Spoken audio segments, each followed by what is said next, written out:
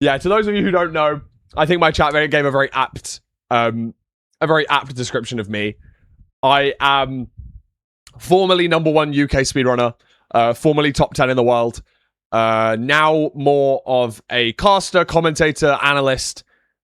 I'm the Minecraft speedrunning analyst, basically. That's kind of what I am. I'm the analyst for the main production, the main playoffs. I'm the guy that pulls up the clips and tells people what they should and shouldn't do. But to be honest, coach don't play. I'm a little bit washed. I don't play as much ranked anymore. In fact, the last time I played ranked, I believe, was nearly 3 months ago now. I've been a lot more addicted to draft out, which is like a bingo based. It's kind of more like a bingo based competitive system, which I'm better at than I am at ranked. And now I hope that my personality kind of carries my content. I think that's kind of true, to be fair. Because if people wanted to watch good content, good players speedrun, they'd watch, like, hacking noises. And a lot of people do. But some people still watch me. So, hi. I love being someone who doesn't watch speedrunning content and have no idea what any of the terms mean. We can try and explain it very, I'll explain anything. And don't forget, after Midoffs, the day after Midoffs finishes, I always do an Ask Me Anything stream whereby anyone that's watched MCSR, maybe for the first time, can ask any stupid question that they don't understand. However, if you guys have any questions this week, I'll try my best. I obviously might miss a few, but I'll try and explain everything that we can. But yeah, my personality is kind of everything you can see on the screen right now. I'm in a football shirt because I'm a big football fan. I really quite like darts. There's lots of different alcohols up here.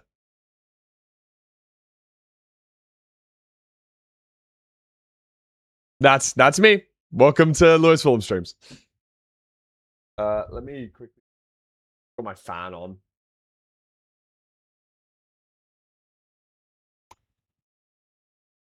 Football, darts, and alcohol. So British. Yes, bang on. Ready when you are. I've just been throwing God seeds. Right, okay, so Phil's already self-deprecating. Beautiful.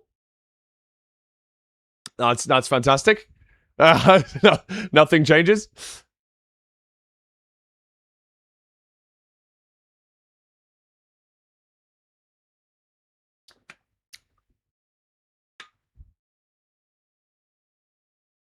What I'm going to do is quickly load up my ranked instance so I get everything ready. Because the likelihood is we're going to have to do a little bit of learning and showing today rather than just backseating. One small problem is because I haven't played in 3 months, I legit am a bit forgetful. I'll have to do some. I have to do some. I have to do some like practice myself, I think. When's coaching starting? Once I've downloaded the update to MCSR ranked. I can see Phil's in call on his own. We're the only team that's in call in Midoffs right now, though. We're the only team that's doing any coaching. It looks like Hax is doing a lesson plan, which is cool.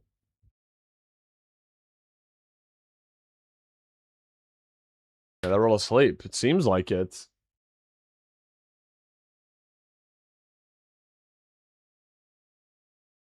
Oh, Fruit's also coaching soon?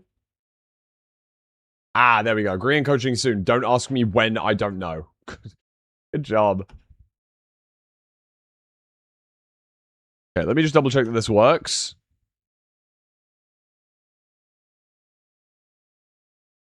Capturing the wrong screen.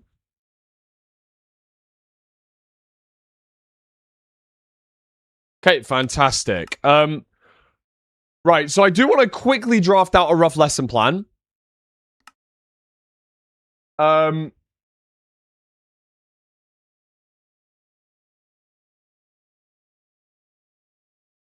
Craft out a quick lesson plan. Guys, how did we... How are you thinking this so fast? How are you on that so quick?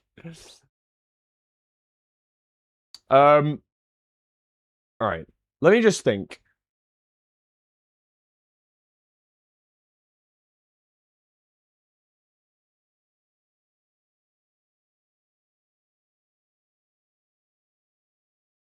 I guess we're gonna go... I guess we're just gonna confront Bastions head on. I think we're just gonna confront Bastions head on. So, let me do a quick... I'm gonna do a really quick run through of what I think I need to teach. Oh! LBP is absolutely huge. There we go. So, we have Bridge, which he has learned. Have I got low render distance on? Yeah, I do. What? Is my render still low? Oh my god, I'm so used to playing Draft Out that I'm not used to fog. I'm legit not used to fog anymore.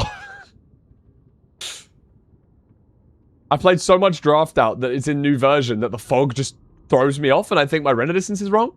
Okay, so what we've learnt so far is...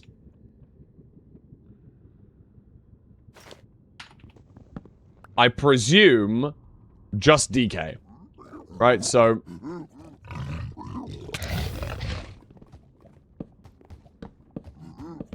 hello.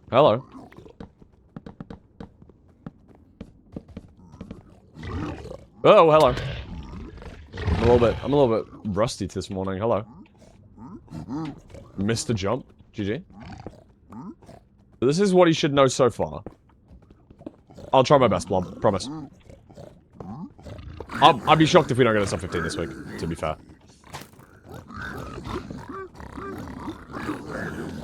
And we'll just do simple. I assume he knows this hole. I don't know. Maybe he knows, like, close hole, but...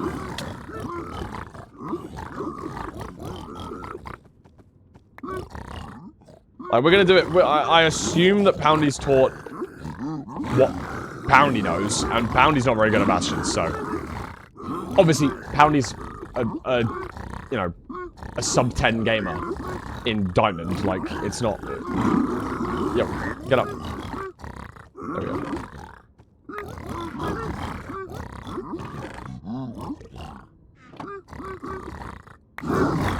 Exactly, we're playing for safety as well. Like, we should be able to do that. I mean, wow, there's 17 pigs.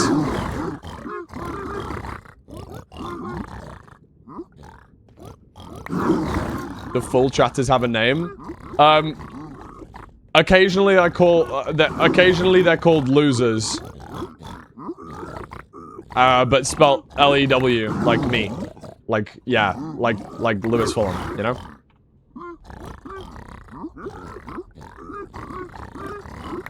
I assume, though, Poundy doesn't have a fixed hotbar. So, oh, hello.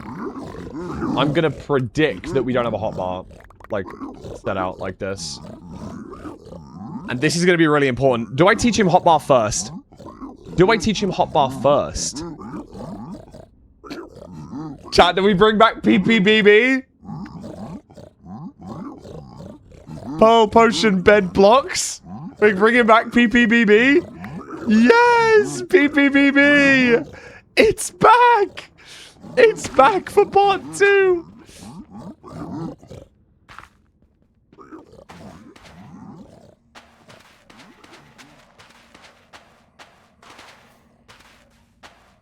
Baby portal. Okay, right. I'm going to teach PPBB. Then we're going to teach... What are we going to teach next? Do we just hit stables first? We're just going to hit stables first, I think. I'm just teaching him triple to gap, by the way. I'm teaching him simple triple to gap. I'm definitely teaching him triple to gap. No watch MCSR, so I'm here based on vibes. Hopefully I can teach you enough this week that you can enjoy and understand what MCSR is.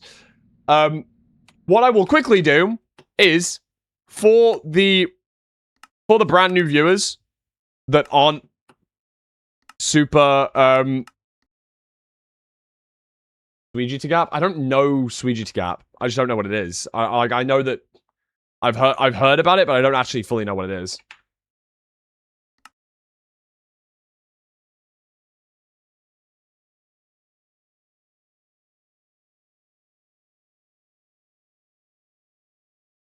I guess I can recreate the Sky Crab World Record seed. Why not? That's a good way of doing things. How about I walk you guys through what the World Record seed looks like? So, In a speedrun, our main aim is to initially get, Wait, dude, where was it? Oh, it was this side, right? First, our aim is to get iron. Here it is. In the overworld. So we grab iron from any structure. It could be a village, it could be a desert temple, it could be a buried treasure, just like that one. Then we're going to need some wood. Usually we use TNT for this. We then enter the nether. There's magical ways to enter the nether using these underwater lava pools. And doors. I'll just pretend like I've done this. Can I get a bucket? I don't have any blocks. I'll just pretend like I have a stack of polished diorite. So, wait, hold on. Yeah, Phil knows... Wait, did Phil learn 2x1s? Chat, does anyone know? Problem is, I really stink at 2x1s, but...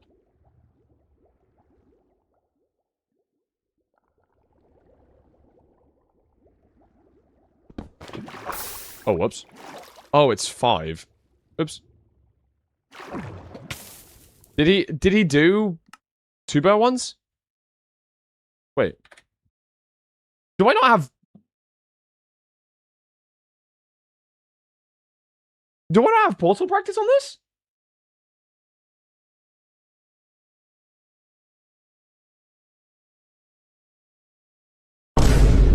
I've never practiced my portals. I need to get the new map. I should probably get the new map, right? MCSR practice map. Because all of my students download MCSR practice map and I don't. I just have never had it because it's too new gen. It's legit too new gen for me.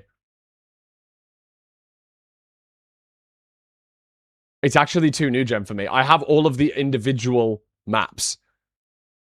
Like, look, I have crafting practice map and end portal practice and 0 inventory. So they're all separate. How many taught him L-shape? You got 23 second time? Oh, damn. That's decent. That's really decent. Who's to say you're the... Feeling that way.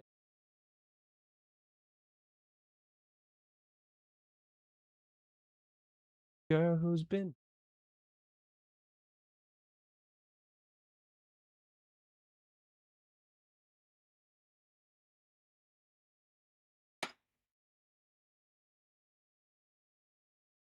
I gotta extract this real quick. No one doing 0 inventory sorting practice, bruh. Well, that's why it's at the bottom of my list. That's why it's the last world, because I don't think I've ever opened it.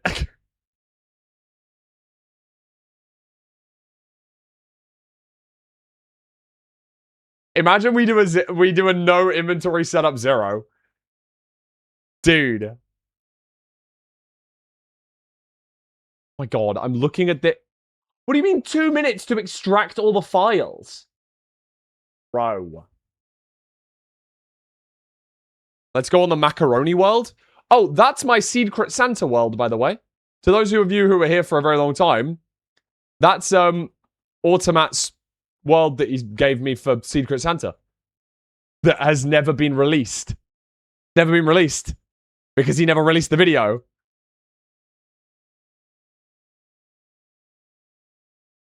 Okay. Anyway, yeah, let's go do some practice. I think we're gonna learn. I'm gonna download the practice map first, though. Once I've done that, I'm done. Okay, cool. Practice map downloaded. I've never used the MCSR practice map before. MCSR practice, here it is.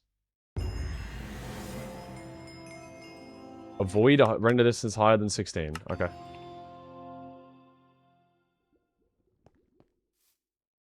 Oh, cool.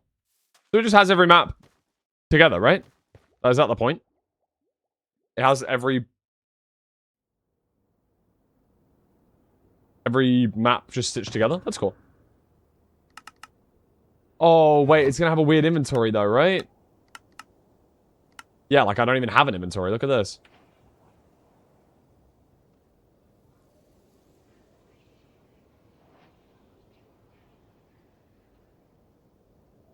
don't even know what my setup is. Probably should get netherrack. Boat. Lava bucket. Crafting table. Kind of it, right? Trying to think of what else I have.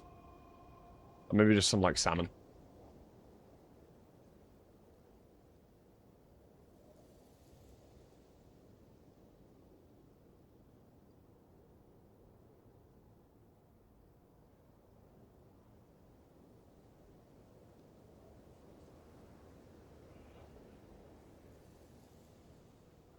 Yeah, this looks good.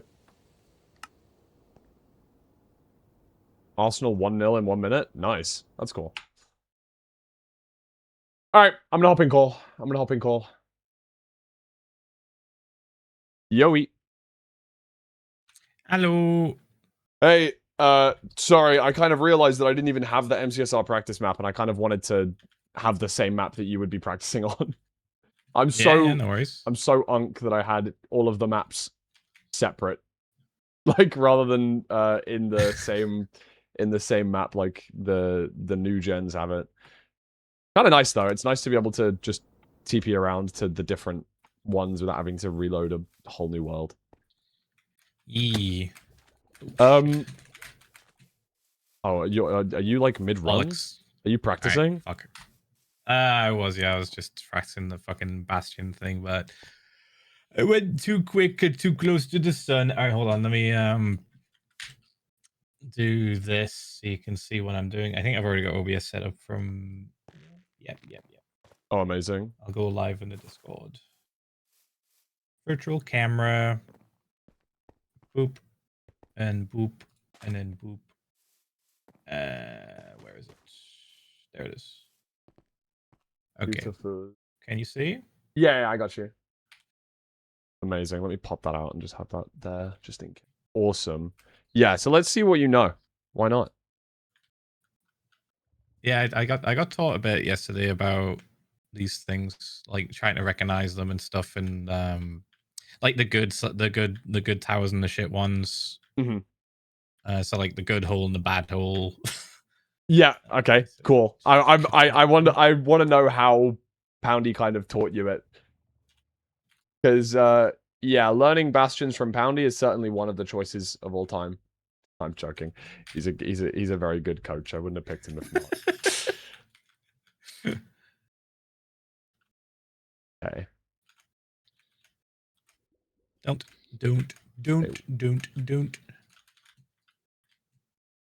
Oh, okay, he taught you that block off. That's cool. Actually, very effective.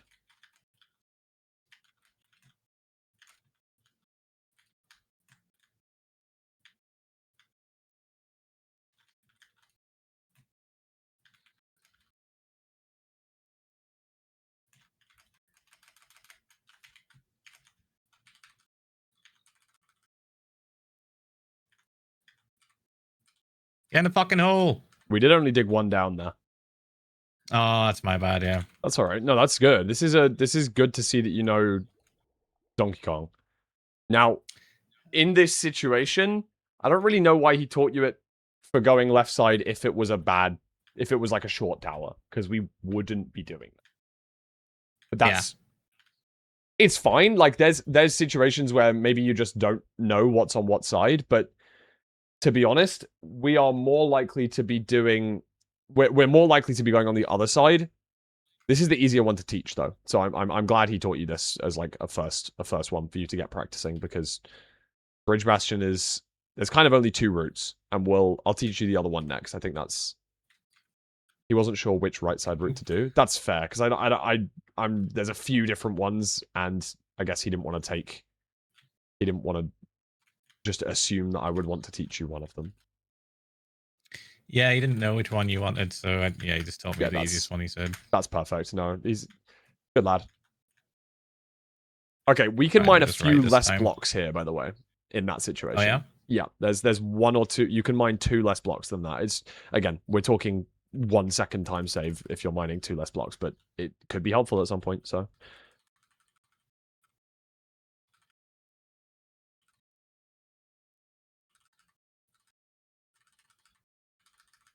Very nice. There we go. Yeah, perfect. Oh, nah, I'm all right. That's fine. And then do.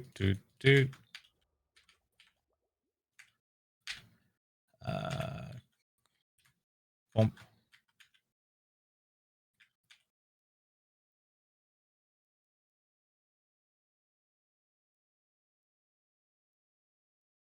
Okay, this is cool. I like the fact that we're splitting items. Would recommend probably only splitting both of those into 2 rather than into 3, but that's great. I'm glad to see the string, yeah. Yeah. And probably the pearls. You're never going to use 36 pearls in a run. So, Got it. sorry, 48 pearls in a run. I guess if you're getting 3 stacks, but just because I honestly I just don't think you'd have the health like just to throw it around that much. But this is good. This is really good. What I will teach you is something that I have taught every single student that I've ever taught, and I think that's what we'll do first, which is hotbar layout throughout the run. Hotbar and inventory management is one of the most difficult things to do, as in the entirety of Minecraft. Knowing I'm sure that you know this, where even if you're on like I scroll wheel all the time build and stuff, like it's impossible to keep everything organized in the inventory. Because you ain't gonna have a shulker box in this run, and unfortunately bundles don't exist yet. And even though bundles are a great addition, I don't even use them anyway. Really, you're not a bundle guy? No. Damn, I love bundles. Once you get shulker boxes, bundles become pointless. Yeah, that's fair. I guess I'm thinking about draft out where we're not gonna get a shulker box, are we? So. That's it, pretty much. And then I would probably try and find And he taught you how to find a fort? Yeah. Amazing. I did it I did a run earlier, and I found a fort using it after doing all my trades and everything. But then I got to the end and I died in the fountain because of I fucking hung around too much, and the dragon like put a fireball in there before it could. Yeah. Once you're getting good at one cycle practice, I'm gonna send you a very, very old map. That I don't even think it's not even in this MCSR practice map, because they just expect people to practice 0 cycles. But what's kind of like a lost art is actually, well, technically you've got MPK, so you can just use that. But the art of actually waiting for the perch, knowing when to pearl in and that sort of stuff, people don't usually practice that, and it's the reason of a lot of players' downfalls in Midoffs. The most common place to die is in the end. And it's not even usually about them messing up the one cycle, like the bed timings. It's more about they pearl in too late, or they're trying to do half bow and things like that, and it just doesn't work out for them. Yeah. We will definitely teach you half bow, by the way, because it's so useful in this current like format in the meta in ranked at the moment. So that will definitely be an addition soon. Gotta get away from the fountain. Gotta craft some bullshit.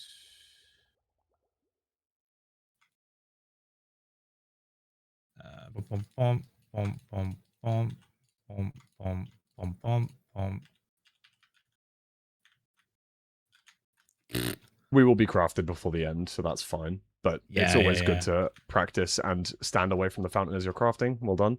We never want to do it when we are on the platform, like on the spawn platform, though. Because even though the dragon can't see you if you're on the spawn platform, it still knows where you are, and sometimes it can perch in the wrong direction, and we don't want that. Yeah. I've been like, the biggest thing that I've had trouble with is like in the one run that I did, the proper run, with Pound Gig, it was like, oops, shit. Was I just kept looking at Enderman. I'm just not used to. Yeah, that's fair. Like, what I like to do is tell my opponents to keep looking at the crystals opposite. It's like the best way of keeping your eye line high, but you're also seeing where the dragon is at all times. You basically just kind of need to look at the crystals.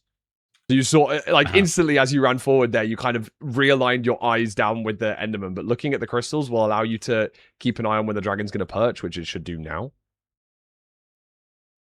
It should do now. Surely. It I hates thought it you. was. GG. It It hates might me. still. It Okay. might still. Might still do it. You're right. And snap. There it is. Okay. Snap.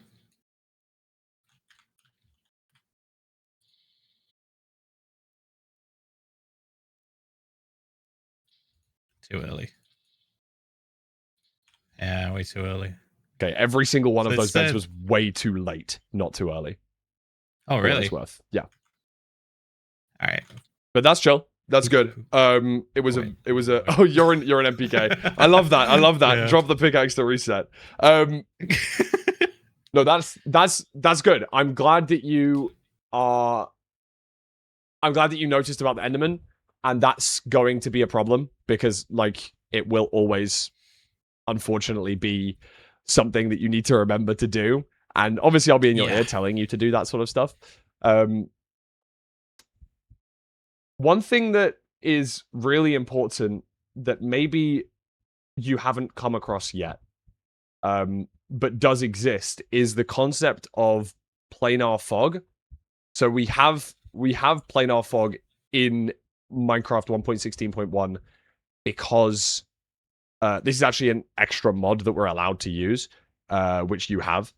It's default in like every ranked instance, but on certain graphics cards, the fog in Minecraft doesn't load in the same way as in other graphics cards. So to kind of standardize, you know, we don't want people to have to go out and buy a specific graphics card because that wouldn't be fair. So to standardize that, there's a mod. It basically means that everywhere you're looking in the nether now, rather than the fog loading around you like a radius, it renders in a plane. So it means that on the sides of your screen, you can see further than when you're looking straight at something. I'm pretty sure you will know this just by, like, just in the ways that you've run.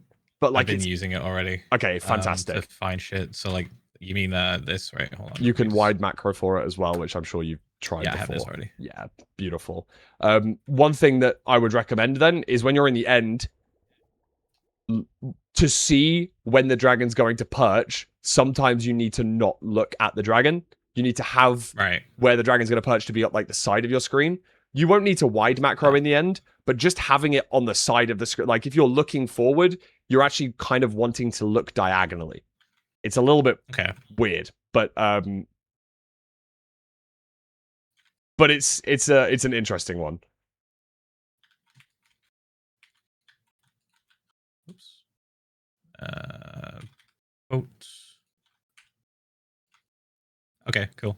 So should I learn any new Bastion stuff? We will definitely do that. I'm just gonna let you do a little bit of practice so that I can remember what it is that you know, and then after this, I'm gonna teach you left side. Actually, I'm gonna teach you. What did I do wrong there? No, that's fine. Look at the. Okay, we'll have a bit of learning here. The angle there is nearly exactly 100 and it's nearly exactly 115, which means that it's going to cross a lot of chunks really well. So, for example, think about if your angle was exactly 45 degrees. You'd be crossing so many chunk borders with that eyeball throw. So if that was to ever happen, you're going to get like a 1% reading. And that can happen. You might just be in that exact coordinate, in that exact, like looking at that exact angle. But this one, it just means, unfortunately, there's like 6 that it could be. So you're just going to have to throw another eye. And we would never reset in that situation. We just throw a second one and add the, and like add an extra measurement for better accuracy. Also, I don't know if I should change the sensitivity of this mode or not. That's up to you. If you would rather to. Is it in this? Is it in the? I think it's in iZoom maybe. Because I remember there being a setting for the mouse, and I changed it, and I don't know. It doesn't look like these anymore now. There definitely is a way of doing it. I just don't remember how. You might be able to search for sensitivity. Just this, isn't it? Maybe But I don't try. want to touch this one. Yeah, definitely not touching that one. Try modes. Like, type sensitivity back in, and then it should go to modes. Is there not? Just modes, yeah. Yeah, go to Oops. modes at the top. It should, and then there is a sensitivity thing in this screen. Then is it under iZoom still? Did we just? Oh no, I remember like putting it to like 0.05 or 10 or something like that. But it's not in Oh, here it's anymore. on I don't know why. basic. Oh, my chat's spamming that it's on basic. I'm just stupid. Sorry. At the very top. Where do we go? So I go where? Very top button on the left. Oh. Yeah. Right. Yeah, I have it on this. That's fine. 0.005. So that just means like that your sense is super low when you're zoomed in? I feel like it's maybe too low. I'm going to change it. 10. Yeah, I just have a DPI button on my mouse, so it so I can hold it when I need to and when I don't.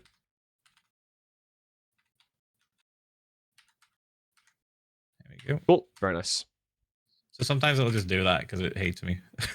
Yes, it will. It will occasionally just do that because it hates you, sadly. Cool. Yeah, I get a little bit like turned around sometimes with this stuff. Let's go there. I'm gonna go through that hole. Ooh. Oh, all right. Yeah, one of the most important things is during the you know when you're going back through the nether portal from the overworld to the nether, one of the best things you can do is remember which direction your eye went and just line yourself up with that. It doesn't have to be perfect, but just line yourself up with that roughly, so when you go back into the nether, you're facing the right direction. It's always just a nice... Oh yeah, I saw that you did it here. Yeah. It's just a nice quality of life thing so that you know that you can instantly throw a pearl, because a lot of the time, we're only going to be blinding out when we've got all of our rods anyway. Sometimes we blind early, maybe if you're low on fire res and things like that, but... 240. Oh, I'm like, yeah, I know where I'm going now. It's like this, and then 104.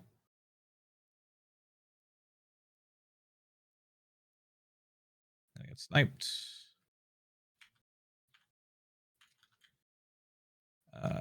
Bump, bump, bump.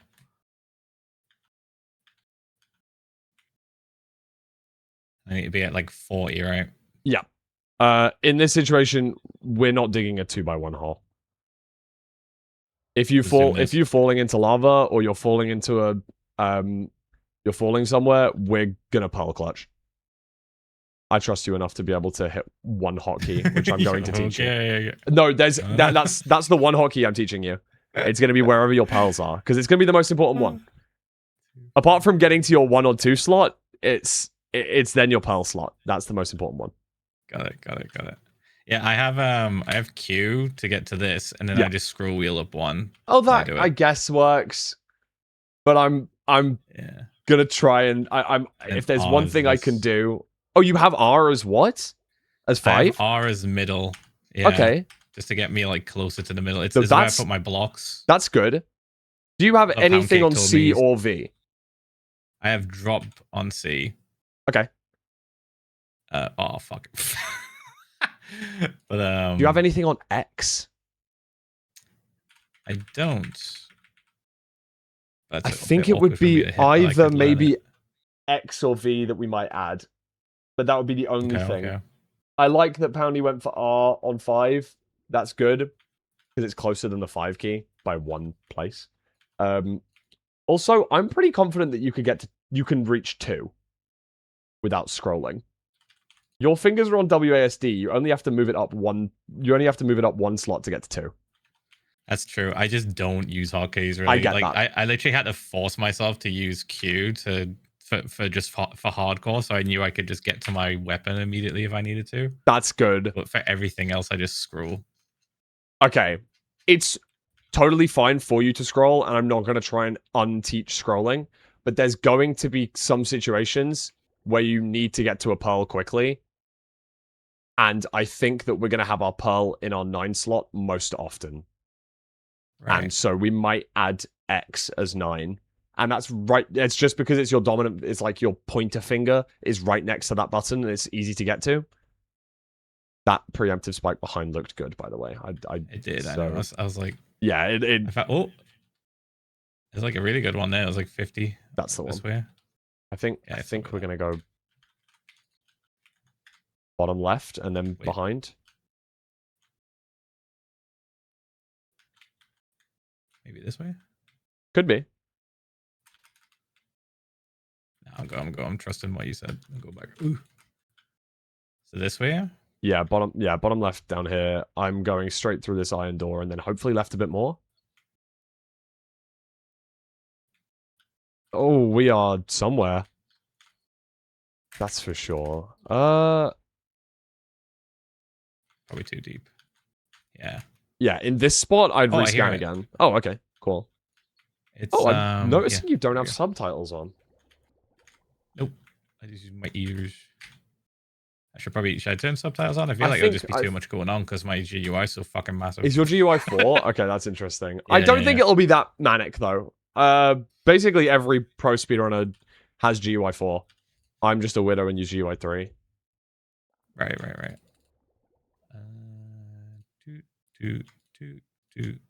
Okay, also, one thing that I would like you to do, get into the habit of, when you're crafting your string...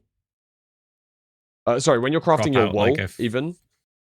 Yeah, you've already drop out a couple for the bow, right? Yeah. So you can shift click in the wool and then drop 1, and then that leaves 3 left in the crafting table, which is the perfect number for a bow. Perfect. Okay. I'll do that. Right. What am I doing? I totally forgot what I was doing. Oh yeah, this. Boop. I don't think we'll be using these. Obviously, we'll have more beds because when I've been doing runs, I've just been getting way more beds than this. Yeah, we will probably need anchors though. I really like you practicing with anchors. Okay, because it adds another layer of security. Because then if we're in that situation where it's like, okay, the trades are really bad, we've only got 3 beds, but we also have 3 anchors, it's just it at least makes us feel more comfortable. And I know I haven't taught you a 3 anchor setup yet, but I can teach you that very easily. I'm not gonna waste spells. I'm just gonna try and go for the thing.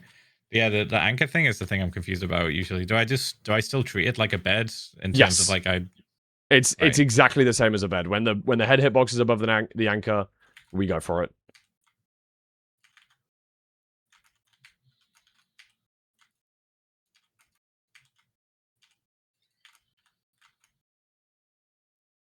And I just go over here and I just wait. But normally I would be doing this, right? I'd be like... Yeah. I'll be making you pillar up eventually to do this towards the middle of the island. Could be perching here. Ooh. Yep, Pullen. Right-hand side. Too early. Too late, actually, sorry. That's good.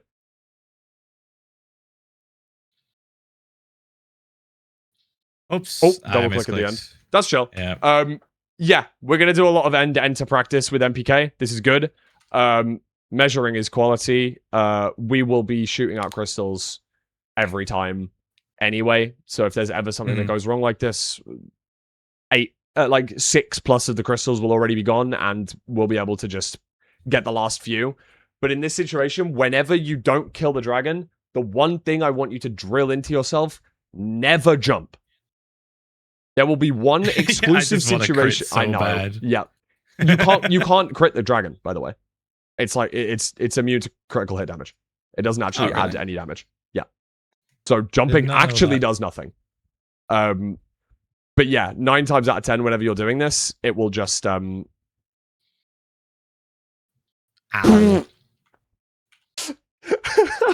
Sorry. That's brilliant. In this situation, you can see that the dragon stays here until we deal 7 critical hits. 7 full charged axe hits. So if we ever have a situation where maybe we time a bed really late and the dragon breaks the bed, so sometimes you might have a bed still in your inventory and the dragon's low on health, what we can do is hit it with an axe 6 times only, and then we'd use a bed in the fountain underneath where the head's placed. which is hard to do, but Okay. it is very easy once you know how. Let me quickly screen share my screen as well, and I'll okay, now my Minecraft won't shut up. Awesome. Sick.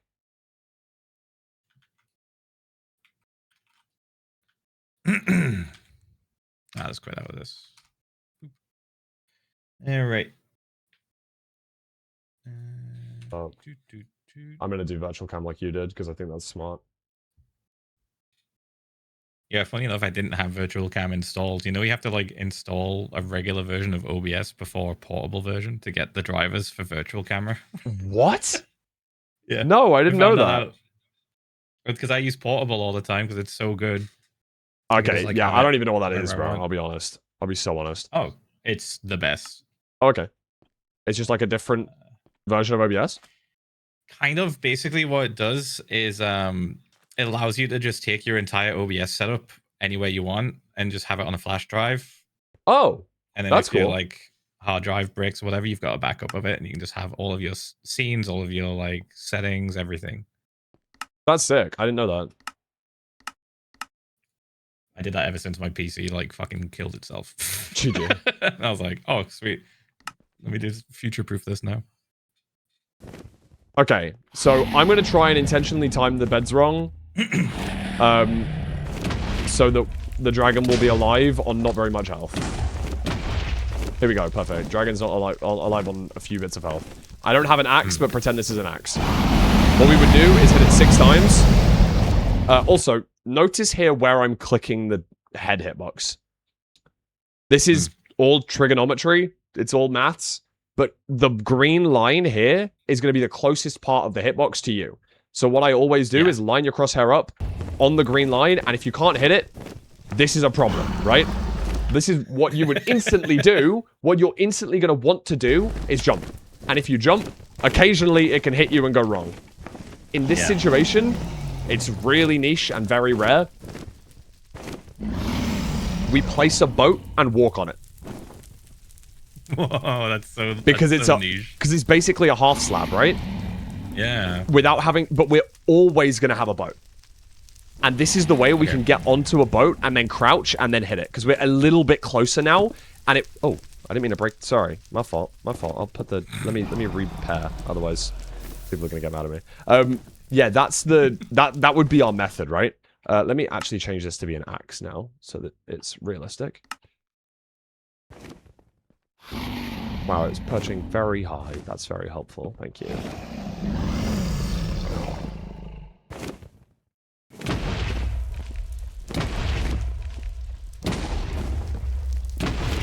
Trying to get it really early there. There we go. Perfect. Cool. 5 damage on the last one. So I hit it 1, 2, 3, 4, 5.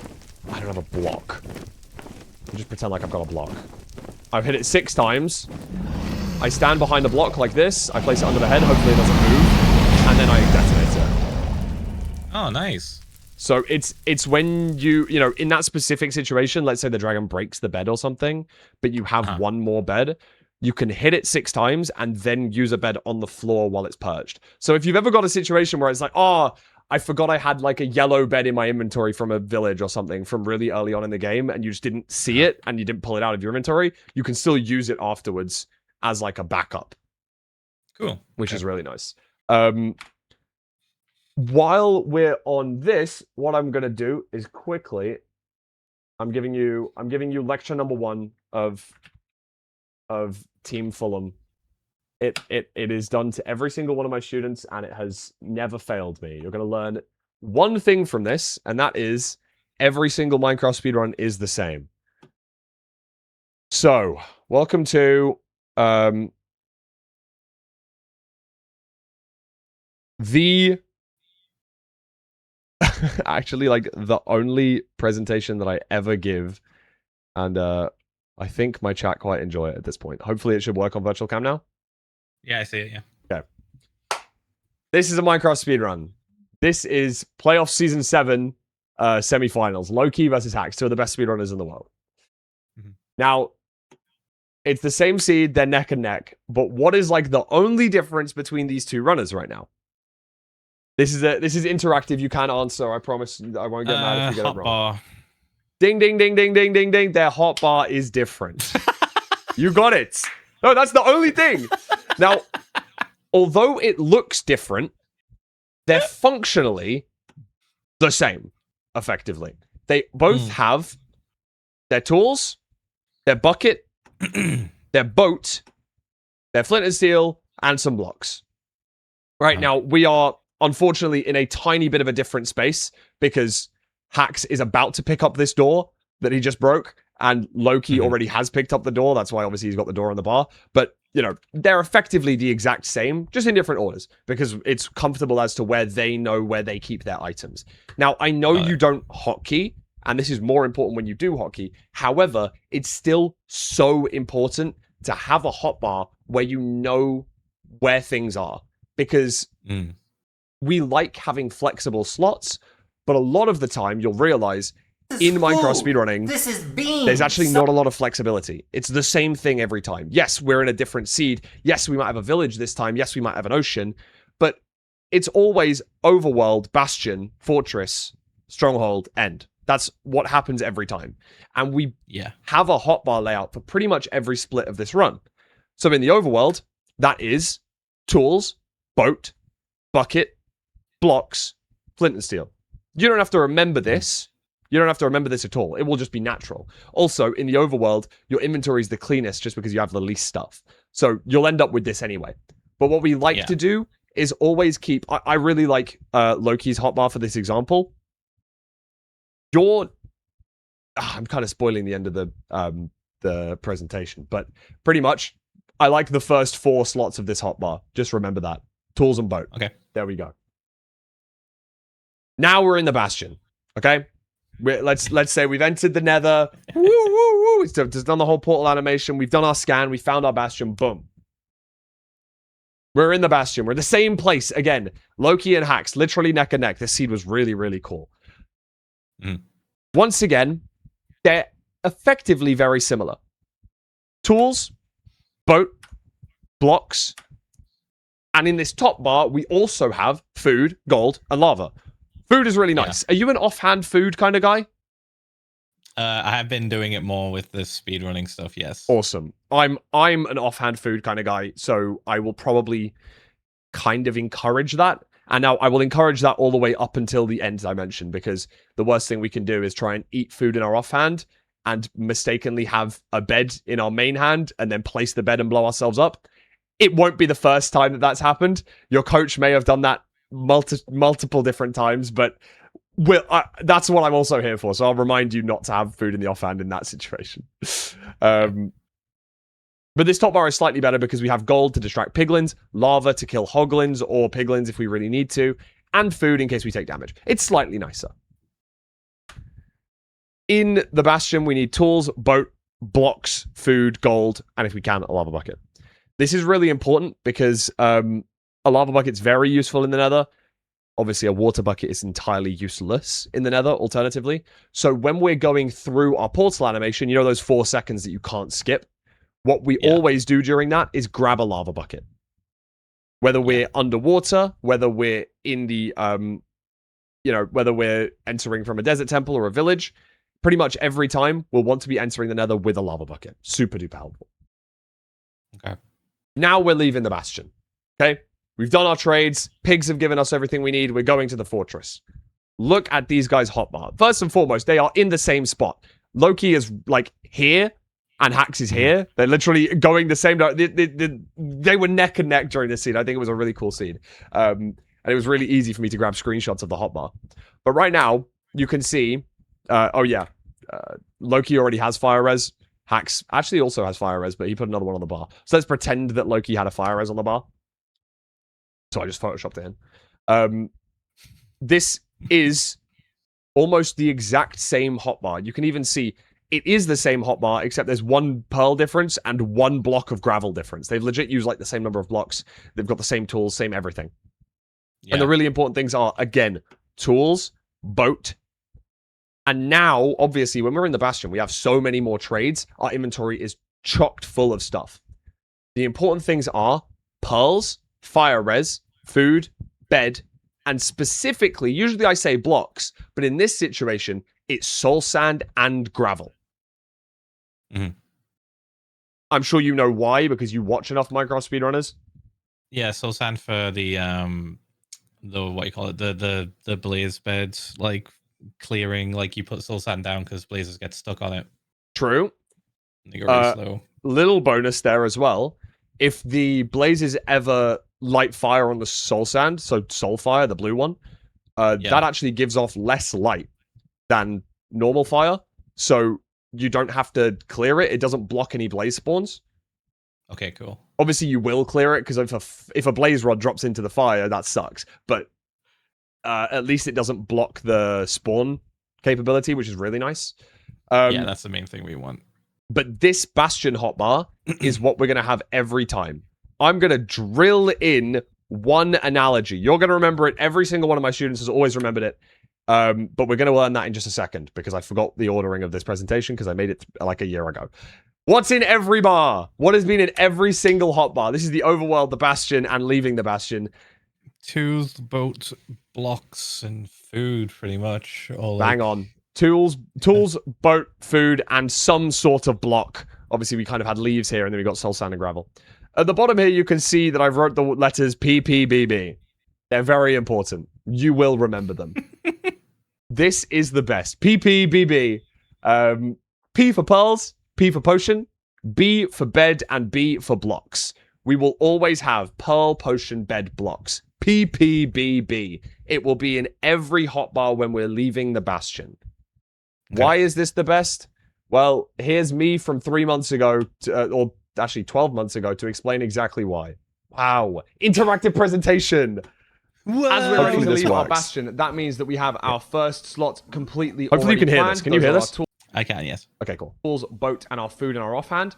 We then have PP, which is our first two, our pearls and our potion, and then our BB, which is our bed and our blocks. As long as we have this hotbar, we are ready to leave. Once we are finding the fortress, this means that we are going to be splashing our fire resistance potion, just like this. This leaves us one empty slot in our hotbar. What we would be doing is middle-clicking a nether brick block that pulls them out of our inventory and onto our hotbar. Yeah. Really, really helpful because obviously I think you know how to blaze bed as well, but I'll... Yeah, I do, yeah. We'll need to have like a blast-resistant block before you do anything because it'll just blow up the fucking spawner. Exactly, and we can't do it with like... it works with wood, but because we're surrounded by nether bricks, it's way easier to middle-click. This allows us to perfectly blaze bed. Like, so. I wanted to throw out the blaze rod just for example purposes, by the way. Just like that. Yeah. Never throw out the blaze rod and then do a blaze bed. We blows it up. Inventory slot free for picking up blaze rods. I threw out those blaze rods just to show you the example of when our blaze rods would be picked up. Block off with soul sand and clear as much fire as we can.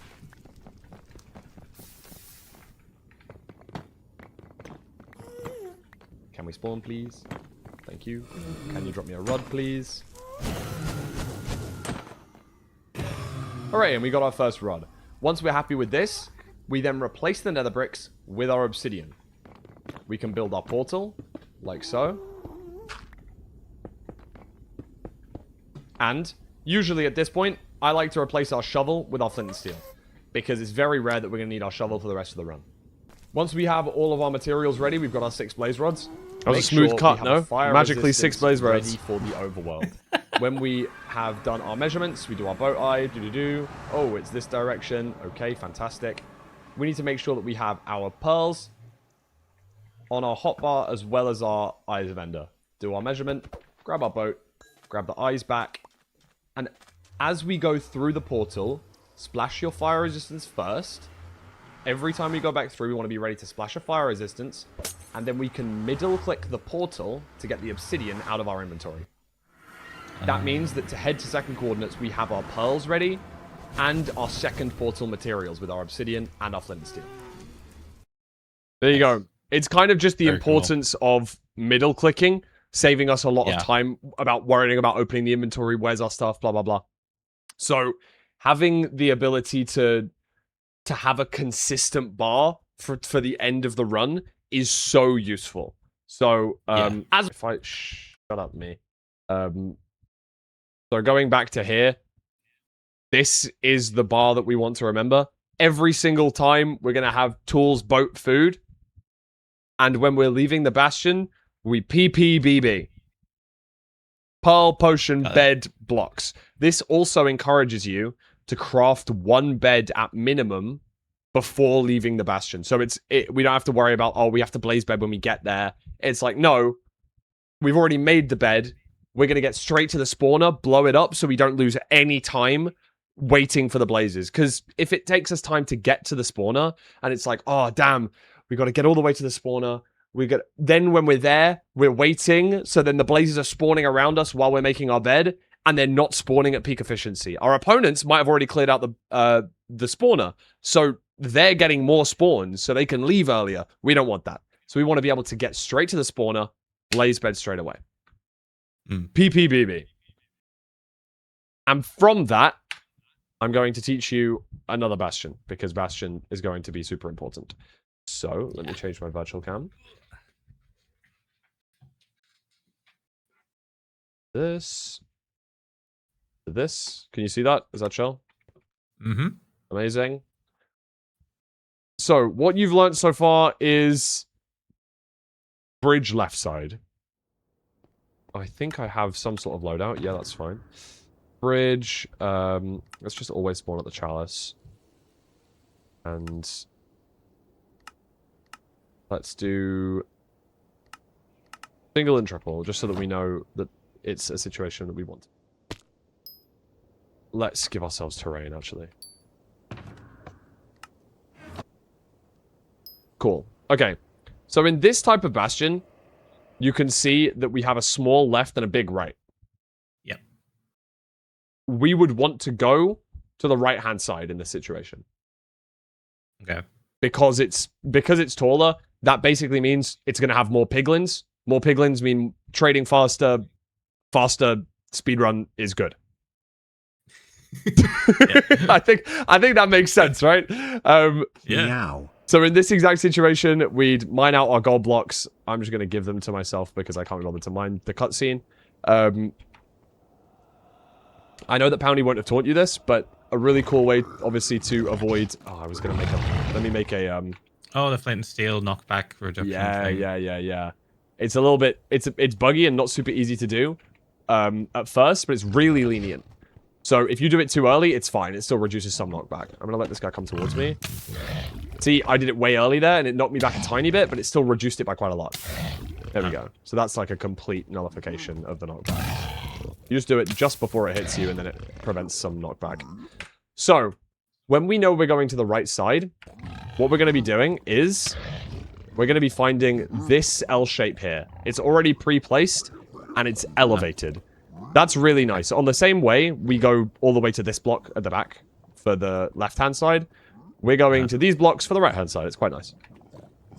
What we do in this situation is... little L, like this. So we're basically building them a staircase, right? For all the pigs that are down here. Annoyingly, they've walked over there, but, you know, they usually spawn back here. We make them a little staircase. 1, 2, 3. And then we do Tetris piece. So it's a big L. So we have little L that we're placing, and then big L. Okay. What we then do is block off all the lava. And bring this path all the way. So again, it's kind of like a bigger L. It's a 5 long L this time. We had like a 1 tall L, and then a 3 tall L, and now a 4 tall L or whatever. Okay. In this situation, you're going to have pigs that are mad at you and behind you and stuff. We break this block. It's really helpful because it's the only cobblestone. I know there's one here as well, but in this situation, there's lots of bricks. We actually break the cobblestone, and it allows any pigs from above to fall down onto our path, which is nice. Okay. We run forward, we break this block. What we usually do in this situation, though, is break a gold block here. By breaking a gold block here, aggroes everyone. So you need to be able to throw gold as well. So once we break this, have gold. You might want to throw one up. Pretend that's a gold. Break through here so that we can walk up. Then you can either make this jump, which I think is a 4 block, or we can just place a block and then jump. But there are going to be guys mad, so it's going to be important to do that quickly. Let me try and do that in full speed. Let me add the gold to my to my layout, so I don't have to worry about finding it.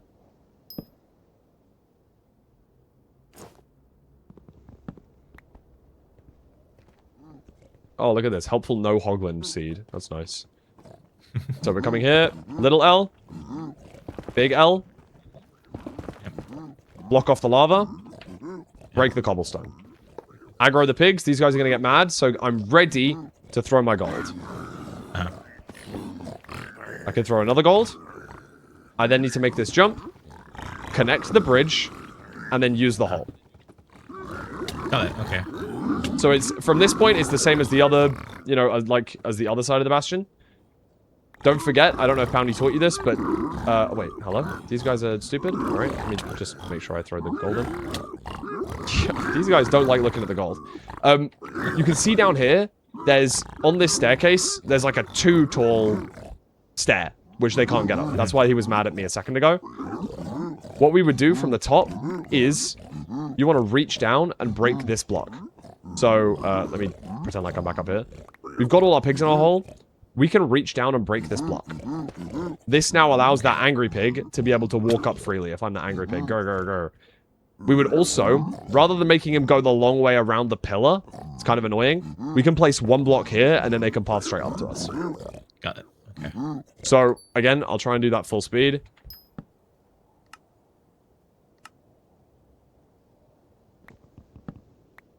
Annoying that it dropped in that hole.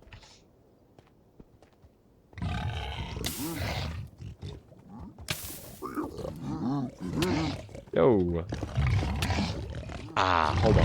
I need to teach you about the hoglin repellent block. I was gonna say, isn't it just 2 blocks? Yeah, it's the exact same as you did on this side. It's just here. Got it. So it's 2 blocks in front. Because now obviously they can't get to you. So I'll, where did my thing go? There. Okay. I'll just continue with this. Because you know how to do that now. The lava. Up here. Break the cobble. Place the gold. Throw gold. Usually I like dropping 1 here as well. Just to distract them. And then it gives me enough time to break that 1 block to make the hole too deep. These guys can get annoying. Because they can... that was a really good example, and then he stopped. I'm going to spawn another one in a second. They get, like, stuck on the corners. They can, yes. Let me throw in all of my gold here. Let me spawn in a pig.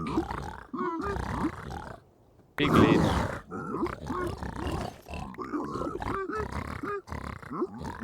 Okay, really? You're going to just do it perfectly that time? Gotcha. Right, so... No, go down here. Sometimes they can get attracted to the gold in the hole because they're looking, because they don't see the other piglet entities. They can just see the gold entity that's down here, and they think they're going towards it. And the way that we solve that is just by throwing one at our feet, because then they'll get up the block, if that makes sense. They'll climb up, and then we throw it in, and then they can get it. So, if that ever happens and he's trying to get in through the side of the block, throw one at your feet, you can, and then it'll hop up that way. Got it. I could give this a go. Yeah, if you feel confident enough, let's go for it. Yeah, there is an upgraded version of this route that requires a little bit more mechanical stuff that I will quickly show you. But we can learn this. It's kind of segmented. The second half of the route is the exact same, but we're adding an extra few pigs from this side. The way we do that is, I'll just show it in full speed. I'm not going to fully explain it. It's like this. We come to the left side, break a gold block here, throw one down, double stack. So notice that double stack is actually where to prevent the hoglins. Yep. And we will be doing that in our version. But all we added extra was going up this side and running down. Problem is, because we aggroed early up here, these guys get mad. And if you're less confident about the movement and about the route in general, it's a little bit more scary because you're getting shot at. If you get flung into the lava, it would be really bad. So we're going to learn the bit without all of these extra steps first, and then if you're feeling confident, we'll add in those extra steps later. So, got it. If you're feeling happy enough, we can give it a go. Yeah. Do I need to change any settings? Let's So see. yeah, bridge, and then right side, let's make it a triple. Perfect. Keep this a single. Yeah, that single is perfect. And you can Right. also add 16 blocks to your hotbar if you wanted to skip the cutscene. Let's skip that cutscene. Whoops, it's this one, isn't it? Yeah, exactly. Gold. It's annoying that SM64 runners can skip the cutscene and we're not allowed to in the Bridge Bastion. They should just... I think ranked should replace the chalice with just a button that gives you the 16 gold. I think so. Do I need to put like this here? Probably. Yeah, that's fine. Oh, I don't have a helmet. That's fine. You have to craft one. We're just... this section of crafting one is still really important. It's still important to remember it, because also you want to be able to save 1 gold block like you always do.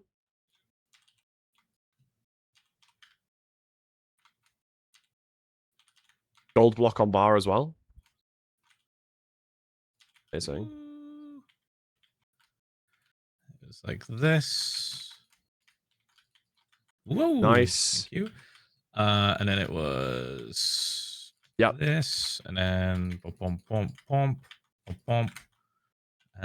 Gold block down. Oh, look, let me remember. Hold on. It was that.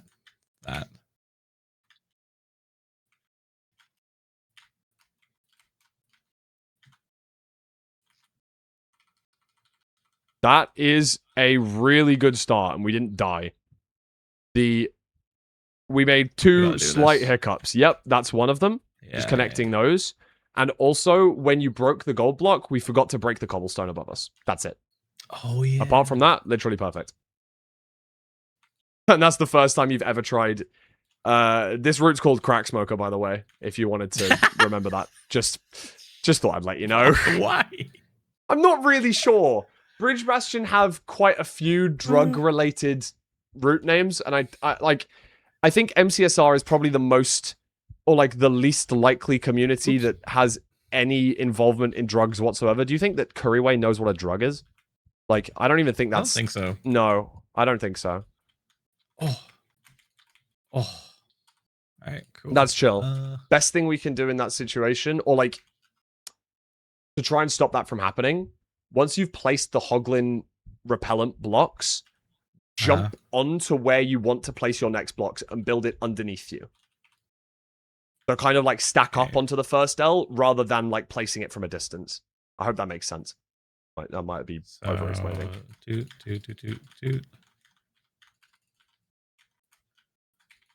Oops.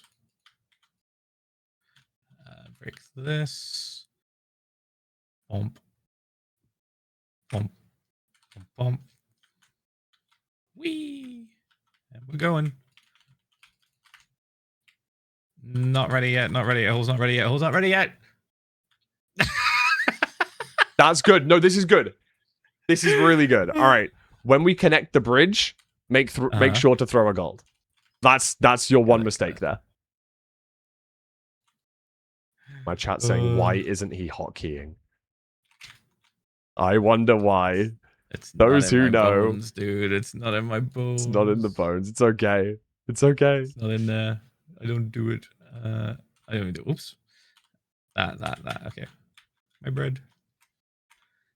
All right. Poop. Nice.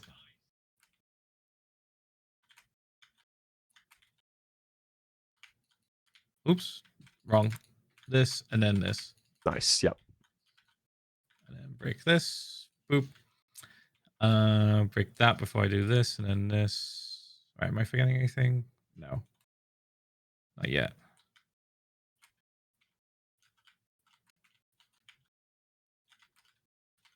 Oh, that was close. When we connect the bridge, throw a gold. Just like at your feet or something, just so they're distracted. You have to stop throwing to pick it back up, sadly. And then we have to throw again. It's so annoying. Wait, hello? This guy... how did he hit you twice? Like, I get maybe the first hit was annoying, but what the hell? Hit you twice there? That's crazy. Okay, and then front staircase. Amazing. Yep, perfect. Then we do that. Perfect. Boink.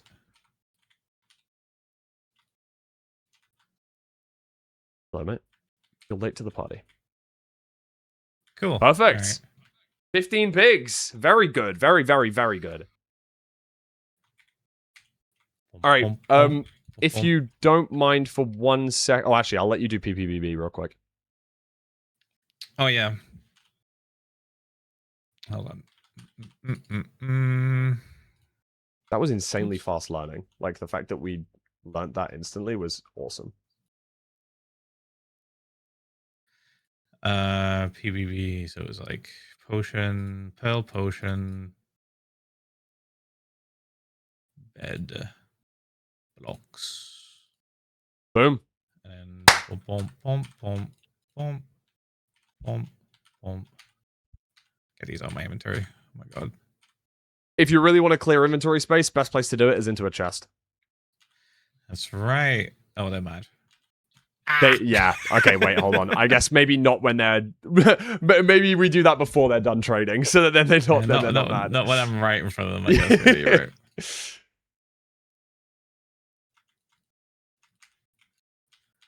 Okay, cool. I'm gonna do that a couple of more times, I guess, and just try and like get faster at it. Exactly. Just having that in the repertoire is really nice. Nice. It's because I'm used to being up on top of this. That makes sense. You will be crafting it on top of it 99% of the time. Right? Awesome. I love finding new ways to fail things. That's really cool. Dude, the fucking first run that I did with like Poundy was like a fucking baby zombie spawned in on me. On PTSD. fire and just like holy shit. It's actually ridiculous. I don't know what the fuck. Red lime, red lime, you can't do that. It's kind of fucked up, actually. Yeah, that's fully fucked up. What the hell, red lime? You can't do that. Oliver. Brick this. Bump. Bump. My god. Clean block clutches, by the way. Well done. Perfect. Oh. Yep. We're alive, we're alive. I forgot they have to like see, don't you they? can They have eat to, while see throwing. By the way, if you ever need to, you can nice. eat while throwing. So, in that situation, always a good idea. No, really good. Yeah. The one like quote unquote mistake was just where you threw the gold after you broke the gold block.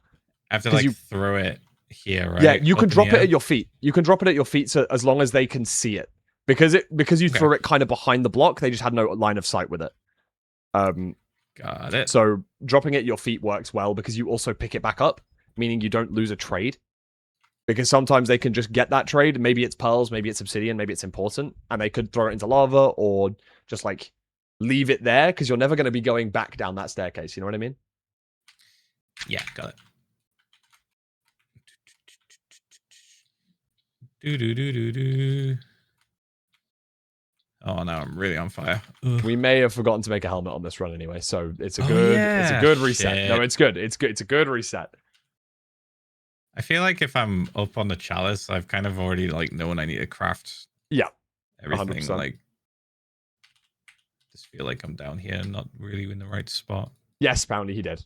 He's clearly very good at left side. We're teaching him Crack Smoker. We will teach him Soog, but for now, I'm teaching Crack Smoker because we've also got Hoglin anti-knockback down, by the way. And just jump over onto this, though, can't I? Yeah. Yes, I'd always build it from this point rather than building it on those other blocks. That's really good, though. Got it. All right. Like, this is tough, no? He's doing really well.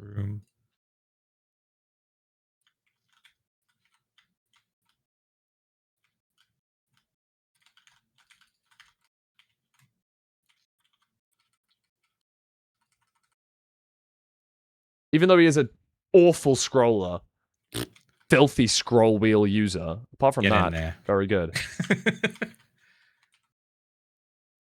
How's he floating? Oh, nice. Perfect. There's nobody there. All right, we're good. Yeah, really, really good. Cool. Just we've got bridge done. That's 1 out of 4 bastions. That's 25% of seeds you can complete now. Wicked. All right, let's do the weird ones. Yep, we will do. You know what? Why don't we start with? This is what I always used to do when I used to get homework from school. Is like start with the hardest stuff first. So let's just get it going. I guess stables time. All right. It's I don't have to quit the world. Why did I do that? I love that people thought that treasure is the most difficult when there's literally one route to remember. Treasure is the easiest bastion to learn. It's the most annoying bastion to get in the game. Like, you'd never want to get treasure, but at least it's easy to learn. Stables is hard to learn, but fast. You have to like go down to the bottom and break the magma spawner, right? Yeah, exactly. I'm glad that you know this sort of stuff, because like you've watched enough speedruns to kind of like learn. I've just absorbed information Exactly. through osmosis. It's amazing. Stables is a pain in the ass. Why is it a pain in the ass? Because it has what 112 different variations or something, I think.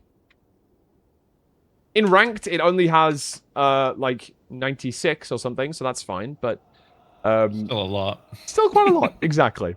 The main reason is because the left side can either be good or bad, either have gold or not, and the right side can either have gold or not. This time, we've had a double good gap. There are ways to determine this. The reason that it's called good gap and bad gap, because when we first learned about Bastions, we only knew that it had one telling feature, which is this gap here. A good gap means it's 1 block tall, and a bad gap is 2 blocks tall. Right. Let me show you, like, let's make left good and right bad, so that I can show you what it's like. That's such a Left funny is way good to remember. because it's one block tall, and right is bad because it's 2 blocks tall. We just called it that in 2020 when we first learned what Bastions were, because this was the only evidence. But now we know that there's tons of evidence, including on the back side. You can see if you've got a Tetris piece at the top, this nice little Tetris piece right here, this is a good gap. If you don't have that Tetris piece at the top like this is a bad gap.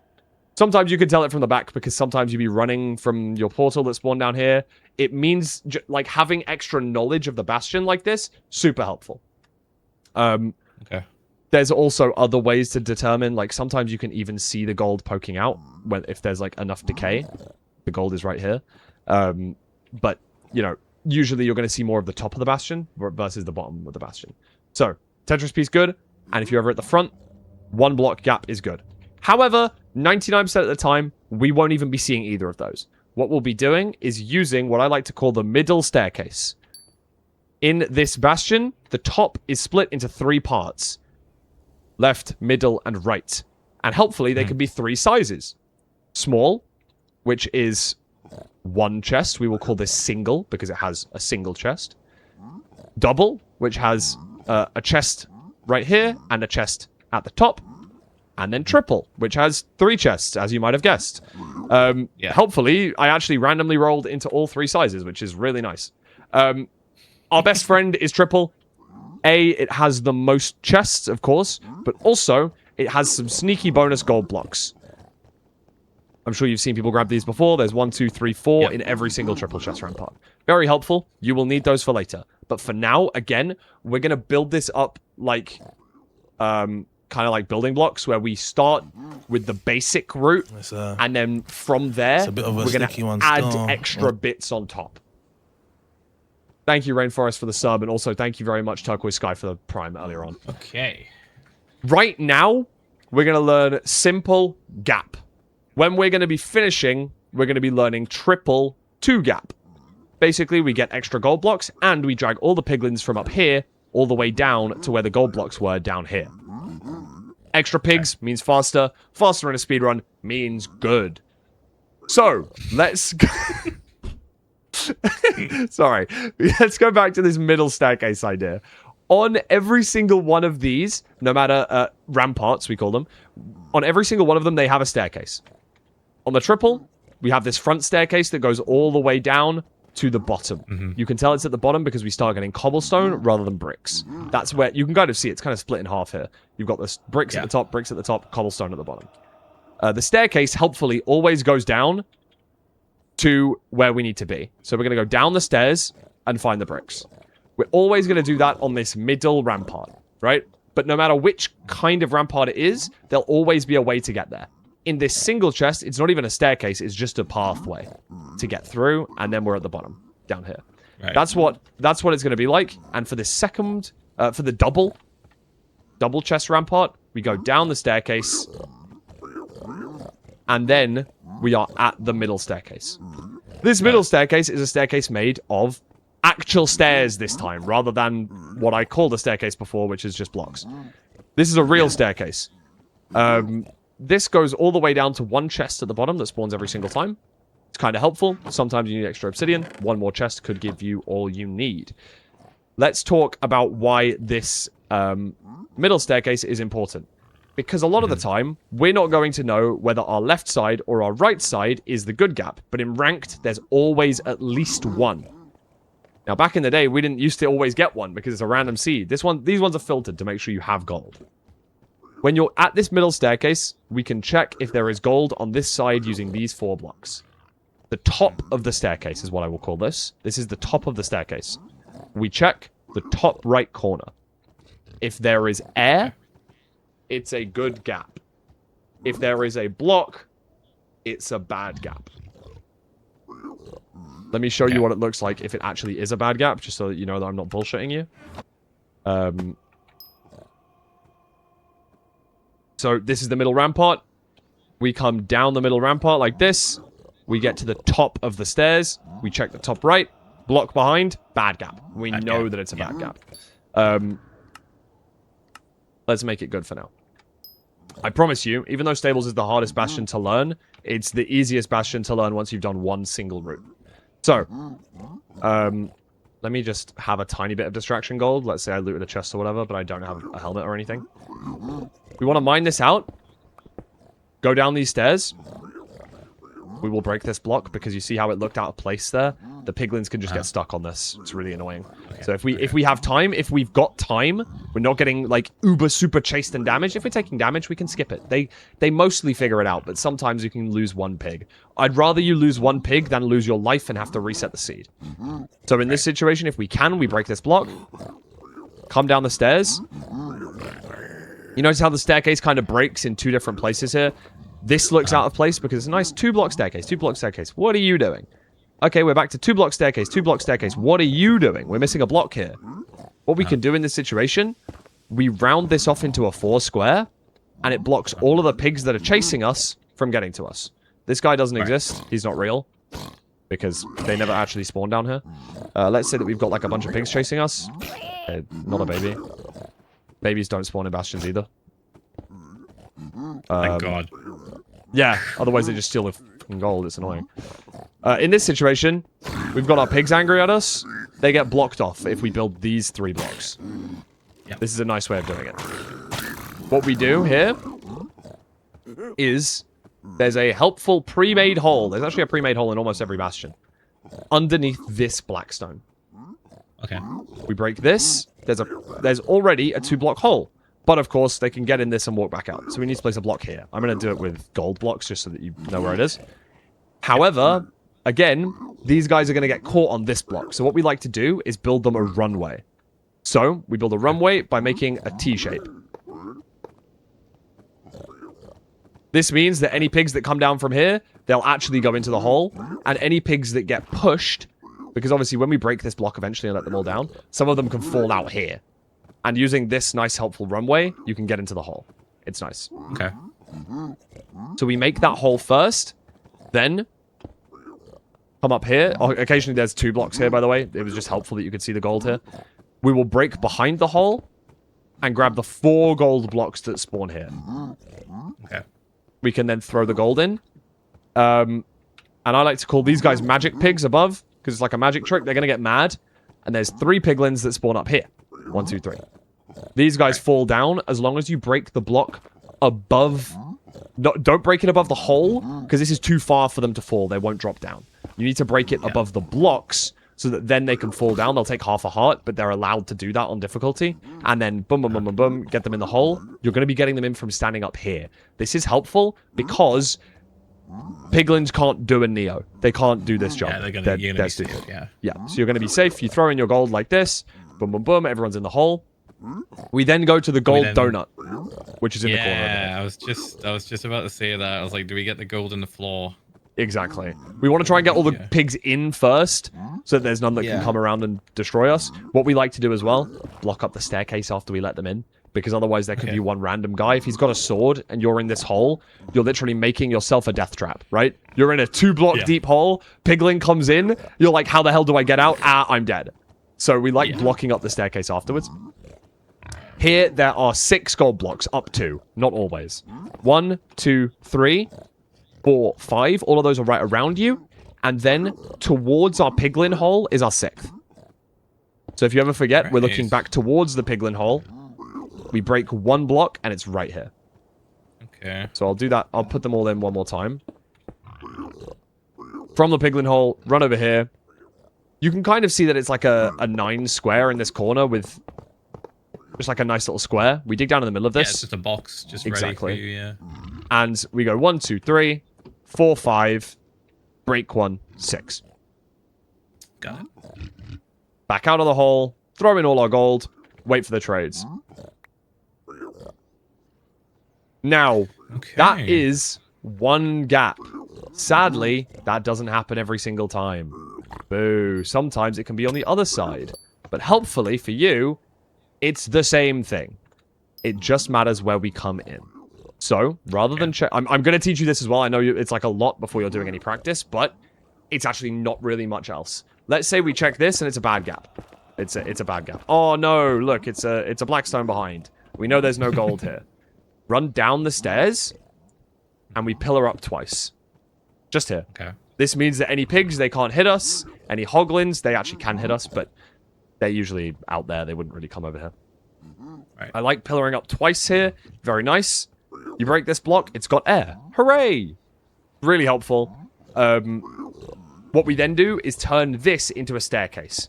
So we do this, this, this. Now we've got a staircase for this paid piglin. Paid piglin. That was perfect. Thank you so much. He showed off the staircase perfectly. That is beautiful.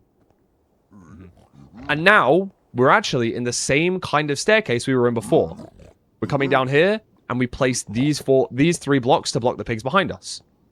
We then break the hole, make the T, like this, throw in our gold, get the 4 gold blocks from here, let in the magic pigs, get the gold from down here, 1, 2, 3, 4, 5, and a 6, and then put all the gold in. That's it. That's the... It's the same route, except we're just starting it from a slightly different place. The gap is the exact same, whether it's on left or right-hand side. It's just... oh, triple. Those are pretty much the 2 routes. So, what I'm going to start you by doing, I'll just take you through the, like, setup of it first. Oh my god, why did I leave? I keep doing this. I'm so stupid. So, let me just get some gold. I'm making a helmet. I don't care. Oh, actually, no, I won't. I'll just get something. Yeah, nice. So, we come down this staircase in the middle here. I don't mind if you want to start practicing this with a helmet on, by the way, or if you want to give yourself some gold beforehand. It's fine to start that practice. Check this side. For now, we're not going to aggro any pigs, but what you could definitely do is, like, punch a pig here and then run down. A little bit more scary, but you get way more pigs and way better trades. So I'm going to do it. Punch a pig, run down, break this block. Those 3 blocks. Runway. Make our hole. Anger the pigs.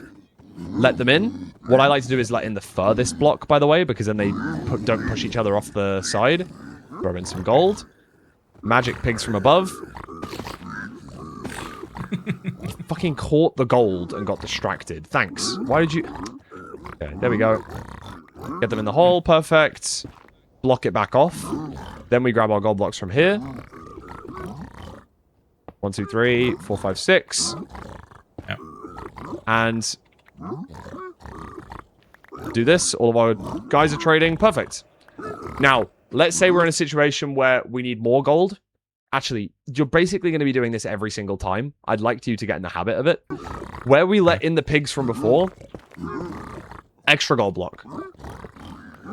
Also, up here, 1, 2, 3. You build up a little bit more. And in this hole, there's another extra gold block at the back here. It's nice to get more trades done. It's nice to get more beds. It's nice to get more obsidian. That's it. That's tables. As much as it is the most difficult bastion because there's so many different variations, it all boils down to this always. We don't have to worry too much about the depth and breadth right now. It's just about getting one simple route down, and then we're going to build on top of that. Okay. Wait, what should I do with settings? Let's Just do set left. it to random. Yeah, let's do left side good gap. And go back and change your spawn point to be the bed. Let's do dude, I don't even know where's best to do. Top stables, I guess. I don't actually know where that's going to spawn you, but we'll try. Let's find out. Oh, there we go. This is perfect. This is the exact one we want. Oh, I didn't save my stupid. And we don't have an inventory. Okay. Yeah, whoops, it is. How do I get out of here? Guess we just die. Oh yeah, that's a good slash plan. kill. I don't know. Kill me, pig. These guys are so slow at killing you. Hello? All right. There we go. Okay. Yeah, I was in the middle of editing my. Oh, got you. What was I doing? I was doing this, and then helmet, and then gold. Wait, gotta do this first, and then.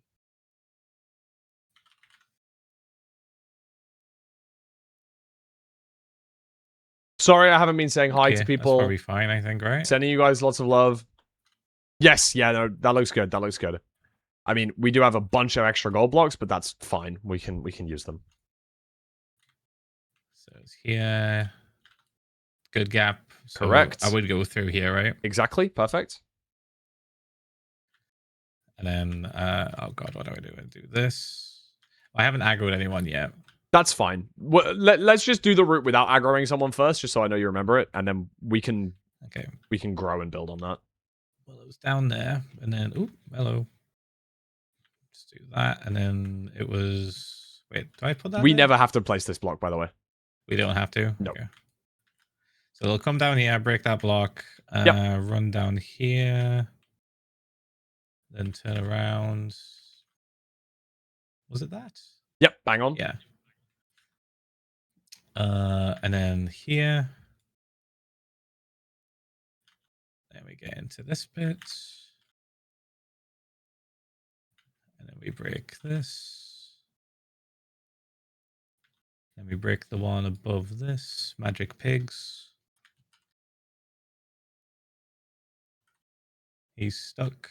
But I think I didn't do the runway. That's what happened. Yep, that's fine though. Perfect. I'd say it's a good example of showing like why they're gonna get stuck. It's a little bit annoying, and that's why we make the runway. That's it. There we go. Okay, so runway. Nice. Oops. Do that. Oh my god, this dumbass. Oh, -1 pig, bro. Cool. All right. Wait, was that right? It was in here, right? Yeah, Is this perfect. This bit? Yeah, you got it. And then you said after we're done, you said to do this just in case one random guy comes down. Yes. Then we go down. Then we do bump 2, 3, 4, 5, and then 6. Oops. Cool. No, that's we have great. a lot of extra gold blocks from the bridge bastion that we hit earlier anyway, so don't worry. And we get these, and then he said after this bit, oh, he's back. Hello. That's why we block up the pigs, by the way, because sometimes there's just some good really late example. arrivals. Are you stupid? Are you stupid? Thank you. There he goes. There he goes. What is he doing? Well. Okay, this is only found in the Bastion map, by the way. Like, that will never exist in the real thing. You see you see like the netherrack that's outside, just kind of surrounding the Bastion. Yeah, they just spawn there sometimes, so that won't actually happen in the real thing. You said up here, there's like extra gold here, and then where was the extra gold in this room? I forgot. Up further. Do I just pillar up here? No, where we broke the first gold block, pillar up there, and it's on your right. Let's take a step backwards. Yep, and we can just pillar up 3, and then it's down this corridor. Yeah. Oh. Perfect. Cool. You got it? All right. You learned. The strat that I see everybody do that I've seen the most, they like anger the pigs, they come running down here and then they break this and then they go and then they fucking do this shit. They go like that or something. They like put a thing over their head.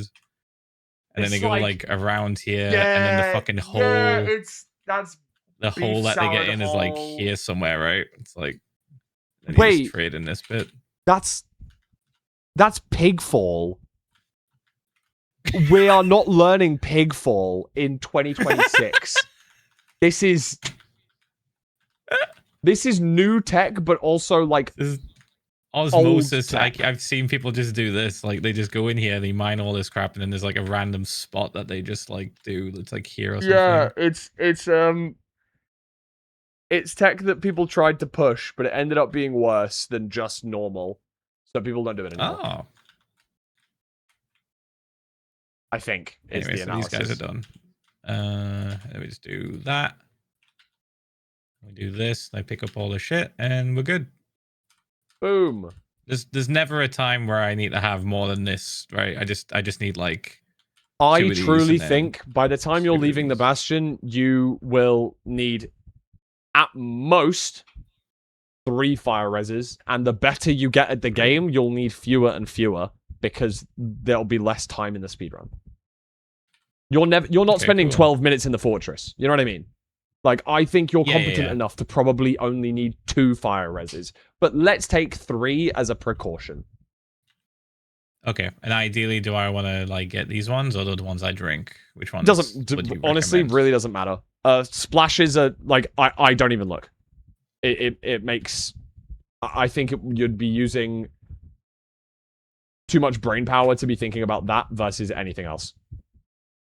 Got it. Right, let me just do this. When we're in the Bastion, by the way, I'd only ever make 1 bed because our inventory is always going to be so full that we don't want to do all of our pre-crafts yet. I mean, it's fine. Obviously, now you've done it. We're not going to throw all the beds out, but it makes. I mean, I'm throwing them out now because it doesn't matter. But yeah, that's true. It's like so, like this. So it's potion. It was potion, pearl. Wait, pearl, potion, bed, blocks. Right? Yeah. Yep. Bang on. Sorry. Yeah. I've realized I'm nodding my head, but you can't see that I'm nodding my head. And then we'd probably get rid of that, like you said, because we don't need the shovel anymore once we leave the Bastion. We'd usually have boat on bar as well, because boat never leaves bar. And then the boat, boat. Beautiful. Pretty much. Very nice. I mean, we've learned a new Bastion. Obviously, we're going to have a lot more. Like, what would be ideal is I don't need to now teach you this Bastion, but any more than this. But I will, because once you've done it 5, 10, 15 times, you're going to get the route down. You're going to have it planned. You know, maybe you do it 5 times when I'm here, when I'm not, whenever. And then you're going to say, okay, I'm going to try it without a helmet. Because also, we didn't loot any chests in that Bastion. That's one of the weird things with Sables. All of the chests are at the top, and our trading hole has to be at the bottom. So a lot of the time, we're going to be entering in a weird spot. Sometimes you might be entering at the top. Sometimes you might be entering from the back. Sometimes you might be entering in different places. But a lot of the time, the route involves looting chests before doing the trades.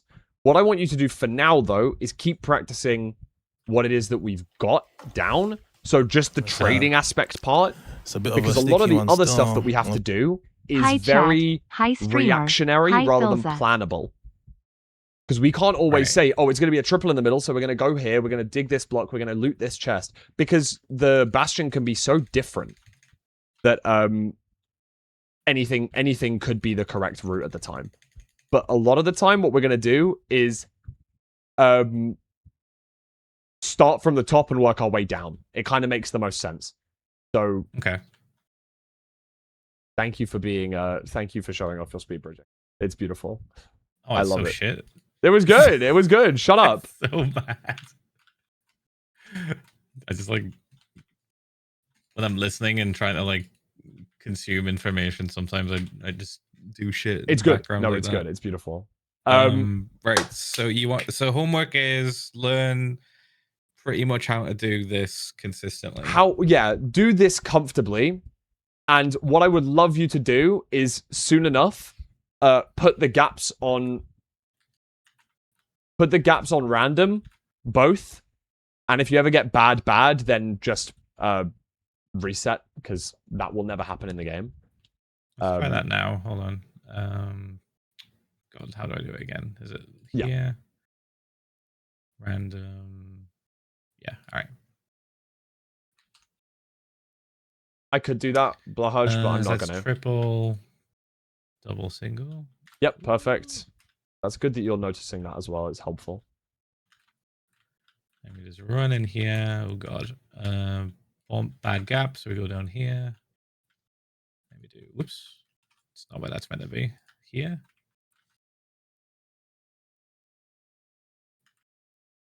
Is that right? And then we do one. Do we do that or do we shit? I would have broken the blocks, but placing one works. That's fine. Oh yeah, so like I could have done just this. Yeah, went forward and then broke what. Well, we need to break one more wood block so that they can get up. But yeah. Oh yeah, you're right. Was right. So we go there, and then we go up, down, and then this just don't go that way. We go this way, and it's just the same thing again, isn't it? You just do that, and then break this, and then put one there, and then it's literally just the same thing. Yep, exactly. That's in there. And cool. As much as this is kind of like a bit frustrating to do because it's kind of slow, what we're eventually going to be doing is spawning you in at the top.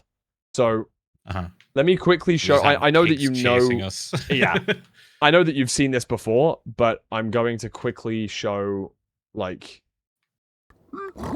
what triple to gap can look like. I'm actually just going to make it triple, and they're both good gap. Okay, the perfect stables, sure. So let's say that we're here. What I will often tell you to do is get to the very top, like this. When we're at the very top, we can then drop through this hole that's always here. Kind of at the front right corner. It's above that double chest. We can drop in and double stack, like this, so then they can't hit us. We can then loot this chest. Annoyingly, that guy noticed, so, you know, hopefully we have some gold to distract him with. What we can then do, dig under, place a block above us, and if we need to, loot this chest. If we need to, loot this chest. Cool. So I'm looting this chest now. I then dig straight down. Can let that guy in. Come to here. Block off behind us because this guy's going to be mad. Get to this triple. I'm just going to show you in full speed because this won't actually definitely be... just do it, yeah. Yeah. I'm not teaching you this yet, but we will. I left the 16 gold blocks. I'm just going to pretend like I don't have those. You like throw the gold in the hole in front of you, basically, yeah. Like, oh yeah, like round. This is the one I've seen most people do. But yeah, this bit where they just go all the way down and then...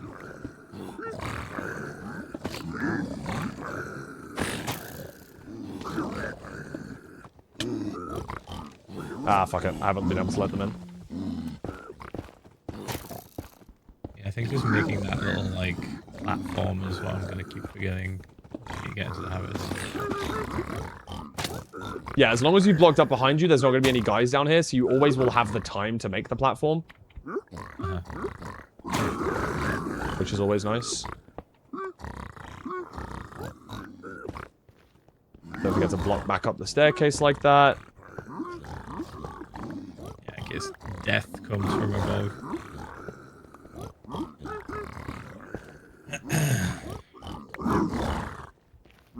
And there we go. And then obviously we can grab these extra gold blocks up here. But that's ideally what it's going to look like towards the end of our Midoffs training. But you can notice that at the end of the Bastion route, the same thing's still happening. Yes, I've got loads of pigs chasing me this time, but I'm still running down here, place these 3 blocks, place the platform, get this gold, get that gold, get them all in the hole. All we're doing is adding extra stuff onto the start. And so we're going to start with the building block 1, which is trading the gold in, like, where the gold is. We're going to do that first. Once we got that down, we can start adding pieces on top. In the same way with your bridge earlier, we're going to start with the easier one, and then maybe we'll work our way up to the next level. Okay. At this point, did we just learn everything? Did we learn all of the Bastion types? Do you think you're going to be able to... You have the brain space for that? I mean, how much more time you got? Mate, I've got time. It's just depending... I just don't want to overwhelm you with too much info. I mean, I can look back at the VOD if I get confused and forget stuff. Wait, true. Yeah, true. Okay, sure. You know what? The next 2 are really easy anyway. Like, you've learnt the hardest ones now. The next 2 are easy. Okay. Treasure, there is 1 route. Hi. Treasure. I don't know why I'm spawning in your face. Let me tell you where the settings to do for treasure as well. Actually, why don't I... Okay, if you ever need to look back at the VOD, or maybe someone in my chat can clip this so that then you can use it later. Bridge settings, spawn point chalice. You can change single and triple, or depending on your left and right ramparts. Stables, let's make sure that we have random on both of these, so that you can determine your own whether it's good gap or right or bad gap. And let's make at least one of these a triple. Just in general, you can choose, but for now we'll make one of them a triple. In treasure, the only thing we need to change is that we spawn on the ledge, and in housing, you're either going to spawn at top or center chest. Those are your 2 spawn locations, because we're going to learn 2 different routes for housing. So that's what you need to know. Cool, done. So for treasure, we're going to spawn you on ledge. I'm going to show you what treasure looks like. Dude, I've still got the 16 gold blocks. This is the ledge of treasure. Treasure is like a snail. It has a big shell at the back, and it kind of goes over the front as well. We are spawning on the ledge, which is in the connecting area. Above the lava basin. We'll see it really easily. Either the 2 ways that you're going to be getting here in a real run is by coming across the top shell. And we come here. Or we spawn at the bottom and we build up like this. Yep. Those are our 2 options. Maybe I should spawn you at the basin, but it doesn't matter. When we build up... It's okay. I've seen people build up all the way to here, and like they get to this gold block, yeah. We want to make sure we block this off. Get to this gold block. This is very similar to the jump that we just learned in Bridge, where you can either place it before you jump, or you can block clutch it. So, I will give you an example of the block clutch. Okay, so we place this block, and then those 2. Again, same as on that side, those 2. Also, sometimes, I'm going to try and respawn them. Hopefully we get a crossbow pig there. That guy's a crossbow pig, perfect. This guy can be really annoying if he's a crossbow pig. Oh, shit. Yo. Embarrassing. This guy can be really annoying if he's a crossbow pig. Let's pretend that last 5 seconds didn't happen.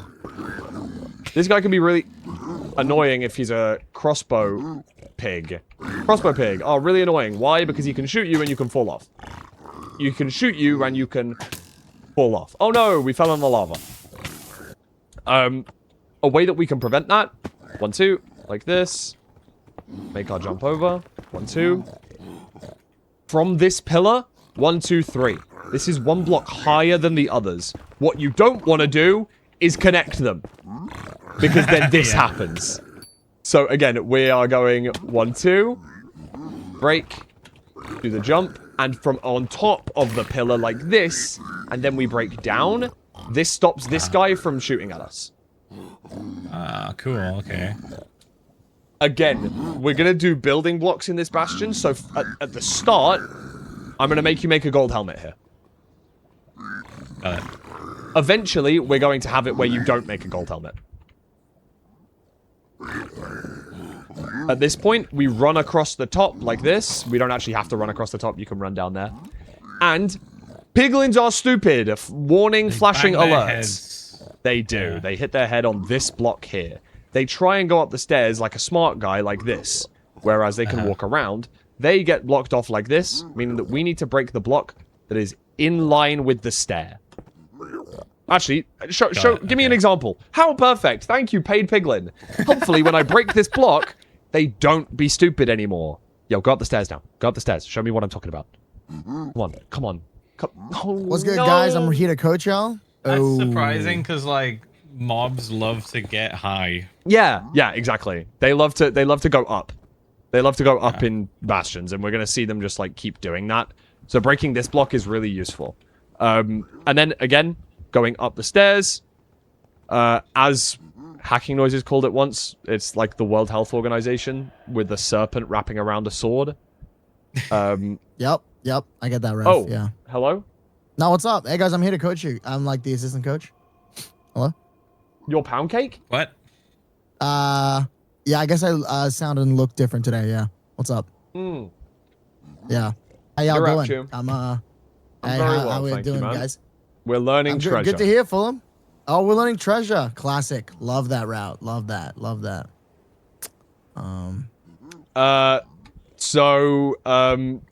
Yeah, we're gonna go up the stairs, break this one, serpent. Break so block, yeah, we're gonna be going up, forwards, and now we get to the area with the chests.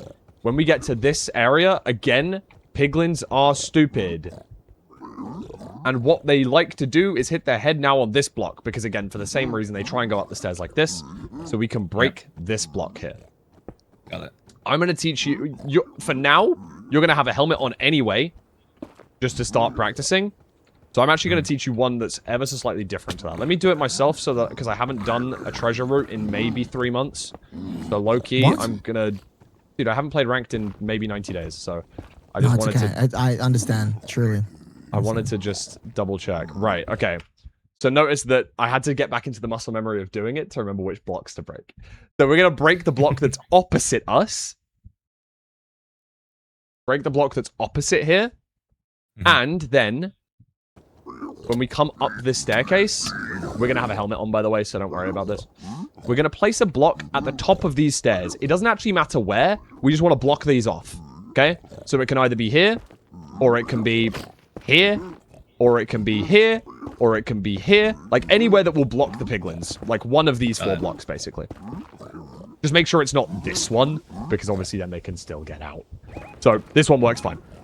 Krista Ronado. At this situation, we need to connect the 2 sides. You can kind of see that there's 2 duplicated sides here. We want to connect them up so we can grab the pigs from here and drag them over to us. The way we do that is punch these 2 blocks, and then place these 2 blocks. We're just making them a nice little pathway for this guy to walk around. Please walk around. It'd be nice. Just like that. Thank you, pig. He just that's how they walk around, like that. In this exact spot here, we're gonna place a block, a little bit similar to how we did in Bridge. We place and then we throw straight away.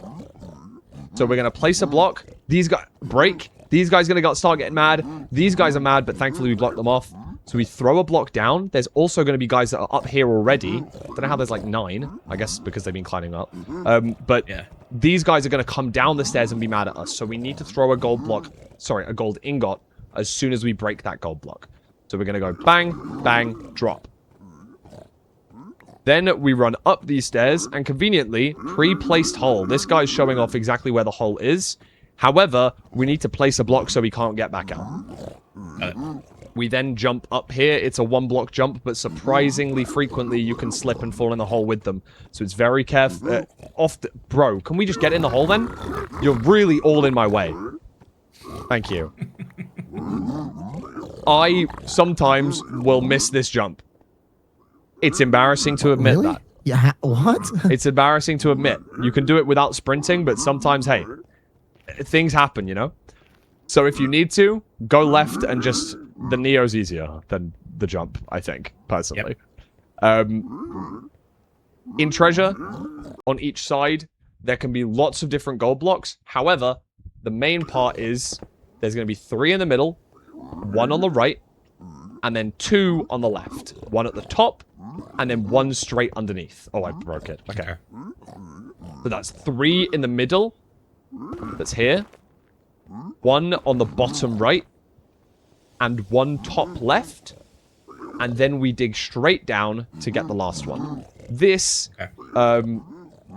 easiest way to do this is actually go for this one first. Then when we're building back up, we can break this one. Technically, blah, blah, blah, gravity strats saves you like half a second. It doesn't really matter which order you do them in. But there can be 2 on this side. It's an 80% chance for them to spawn each gold block. So a lot of the time, I mean, sometimes you can get as little as like 1 out of the 6 if you get really unlucky. But your opponent's going to have the same, so it doesn't really matter. Here is your 6 gold blocks. All your pigs are already going to be mad at you. You throw them in the hole. Boom, boom, boom, boom, boom. Everything's perfect. So that at full speed is going to look something like this. Just going to remove these 16 gold blocks for now. I guess you can make like 2 different loadouts. One that has the gold block and one that doesn't. Whatever. Blocks here. Make the jump. Here. And then build that across. For now, we're going to make a helmet. You won't be doing this later, but for now, we're going to do helmet. So notice that I didn't do the jumps because I'm like, for now, I don't want to put you through like super mechanical difficulty. Oh, I don't mind doing the jumps. I already did it whilst you were showing me. Oh, of course you did. W Philza. Good on you, mate. Good on you. So I don't mind doing the jump. We'll make you do the jumps then. That's beautiful. All right, guys, I gotta go. But hey, I'll be here. I'll be here tomorrow. Good luck with the. I'll be here to help. Thank you so much for your input. I couldn't have done it without you, assistant coach. That is of course. I'll see y'all tomorrow. I'll be helping you out tomorrow. Thanks, man. Bye. I'll see you at school tomorrow. Thanks. All right, bye. Yep. All right, you pressed connect again. Oh, what? You're still. Oh, bye. I thought you did that on purpose. I thought you did that too. I thought he was trying to make it seem like he was leaving so that then we could listen into what we were going to say about him. Yeah. So, helmet on, gold block, 4 gold. We're going to just run across here. Yep. Break this block. Break that for the stairs. Run around, serpentine. Break that far. block. Place here. Place a block there. Open up the wall to your left. Make a little path. Connection. Place a gold block. Break it. Throw gold on the floor.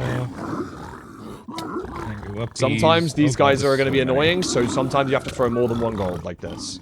Got it. Then you place that block. That's a super deep hole. Again, treasure is one of the bastions that can have random decay, meaning that occasionally you can get something that is like this. Oh, I'm not in creative mode. That the stair isn't here. That can happen sometimes, and that means that obviously the piglins can get up. If that does happen, make sure you've just got gold and you throw it like... The way that I got to my peak elo ever was with the mantra, throw more gold, eat more food. Because it saves your life in so many situations. And more often than not with Midoffs, it's just more about not dying than it is about going super quick. Okay. Throw more gold, eat more food. Anyway, in this situation, we've got all the guys in the hole. That's the route. That's all you have to learn. Then, I guess technically I should actually explain what we do in what order. I showed you where the gold blocks are. So, let's say we've got all our pigs in our hole. Beautiful. We grab this side first. We grab these gold blocks first. Usually I get the 3 in the middle first, so then they can start trading all of the gold. Hooray. Obviously, I'd have way more pigs than this. Firstly, we grab all of the gold on one side. So, we grab all of the gold on this part of the rampart. Down, 1, 2, 3. All of the gold in. Then we use this staircase to get over to the other side, and it's the same thing. So 1, 2, 3 in the middle. Then you've got this one on the left. These 2 on the left, I should say, and then 1 on the right. 3, and then 1 just here. Once we've got all of, obviously these would be connected, so you'd have way more pigs, etc. Once we've thrown all of our gold in, the way I like to do it is, I throw 1 gold at my feet, and then I control Q the rest into the, your drop bind isn't Q, but control drop the rest to throw them all in. and that just leaves you having one. Because sometimes there can be one annoying guy down here that just doesn't understand what staircases are, and you have that 1 gold to distract as you're running down to loot the chest. So we loot these chests. Obviously, this is also opened up. This is already connected, blah, blah, blah. And if you need to, if there's like a guy here, you can always open the chest and throw anything gold. Like a gold ingot, a gold blackstone, golden boots, whatever. And there we go. And that's the order in which we do things. We then go back up and check, see if we've got our trades. For this one, this is a very rare situation, but what we don't want to do here is use gravel. What we do instead... They had decay again. Let me, hold on, let me kill these guys just so that, for example, this just isn't where they'd spawn usually. It would usually be like that, and then I'll just spawn in a bunch of piglins.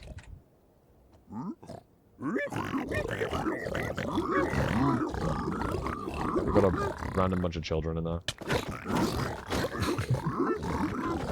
Bro. Do you mind? Block off both those staircases. What we would do in this situation, rather than using gravel to do this, because sometimes they can get out, like we wouldn't do this. Right. What we would do instead is... Oh, wait, can I not break this gravel? There we go. What we would do instead is break this block and go down and stand next to them instead. Because, and we can also block off their heads so they stop hitting you through the corner. Doing this is slightly better because sometimes treasure pigs can be really stupid. Really stupid and jump. And because of like entity cramming there, they can throw themselves off the bastion. Oh my god. If you're here and you gravel them, sometimes they jump up. And because there's so many of them, they literally get flung out to the left like this. Like, they just fling themselves off the bastion and die. It's terrible. Bruh. Also, one of the reasons is, sometimes you can have a hole like this, and if you put the gravel in here, all of the trades get pushed this way, meaning you don't collect them. Got it. That's why Ludwig lost in Midoffs 3. His coaches didn't notice what is later being called Feinberg Hole. Oof. Sorry, Kyle F and Nerdy. They noticed it, but a little bit too late. Alright. That's treasure. Do you want to give that a go? Yeah. Good luck. I know that you haven't done, like, any practice of this, but let's give it a go. And it is probably the most mechanically difficult one, and the one where most speedrunners die. This is probably the most dangerous Bastion route, but it's easiest to learn because there's only one of them. You know what I mean? Like bridge, yeah. There's 2 different types. Housing, there's 2 different types, etc.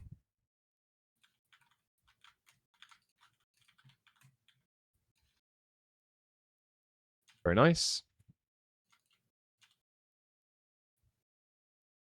Oops. And then pump, pump, pump, pump, pump, pump. Sorry for all of the new emotes to all of my my Philza, cool. Philza chatters. My crafting table. Right. And then up, and then I missed the jump. All good. Cool. All right, let's try that again. Oh. All right, pay attention. I've been watching. You got it. No, you got it. You got it. You got it. We're warming up. We're warming up. Oops. Bump.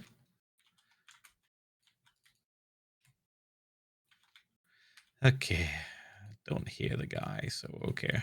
Bump, bump. Boop, boop, boop, boop, boop, boop, boop, boop. Golden hotbar. Yep. This. Right. Oh. Oh, I keep. Right. You know what? Going back. Lol. And break that. Very nice. 17. Break this one. Place that there. Eat. I love that. Really good point to eat. Oh my god, these fucking guys. Good. You can drop one before. That's fine. Yeah. Idiot. Oh, awesome, dude. Oh, did you see how it's decayed? Yep, Nice. yep. That's it. Oh, not going to work. Anyway. But you noticed. Damn. You did notice. We want to place it where the staircase would wrong. be instead. That was fine. That's good, though. Okay.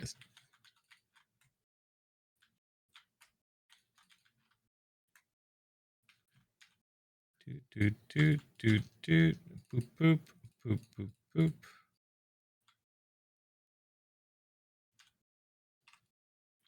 Ow, dude. Okay, all right. Oh, I keep doing that. Ugh.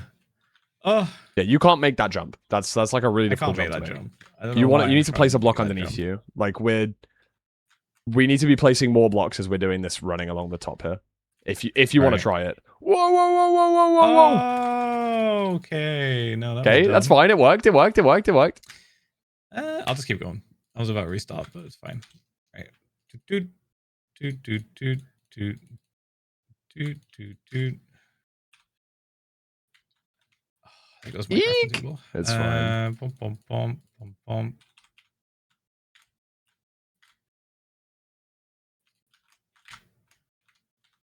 So the way we'd usually do that is rather than hitting that crazy Neo that you just hit, we'd just place a block underneath us. That's perfect. You've got everything correct so far. Sorry, I'm distracting you. Okay. Rather than going for that really annoying jump, Yeah. just place fucking blocks. Yeah, we have a lot of them. We will have a lot of them. I promise. You might. They're there for a reason. The blocks are there to be used. Very nice. Perfect. Okay, they're fine. They're not gonna get up. And just do this a bunch, and then it was like here. And pump. Oops. Oh, it's because I have this open. There we go. I was wondering why it was like so annoying. Nothing. Oops. Very nice. And then this corner.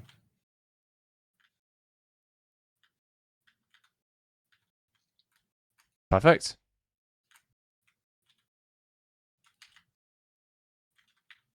Let me go across here.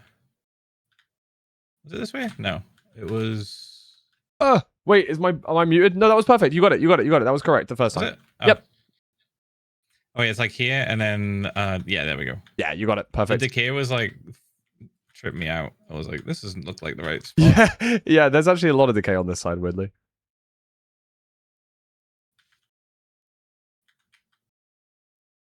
Oops.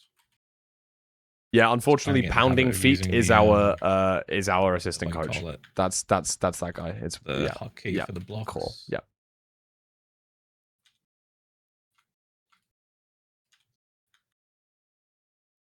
Cool.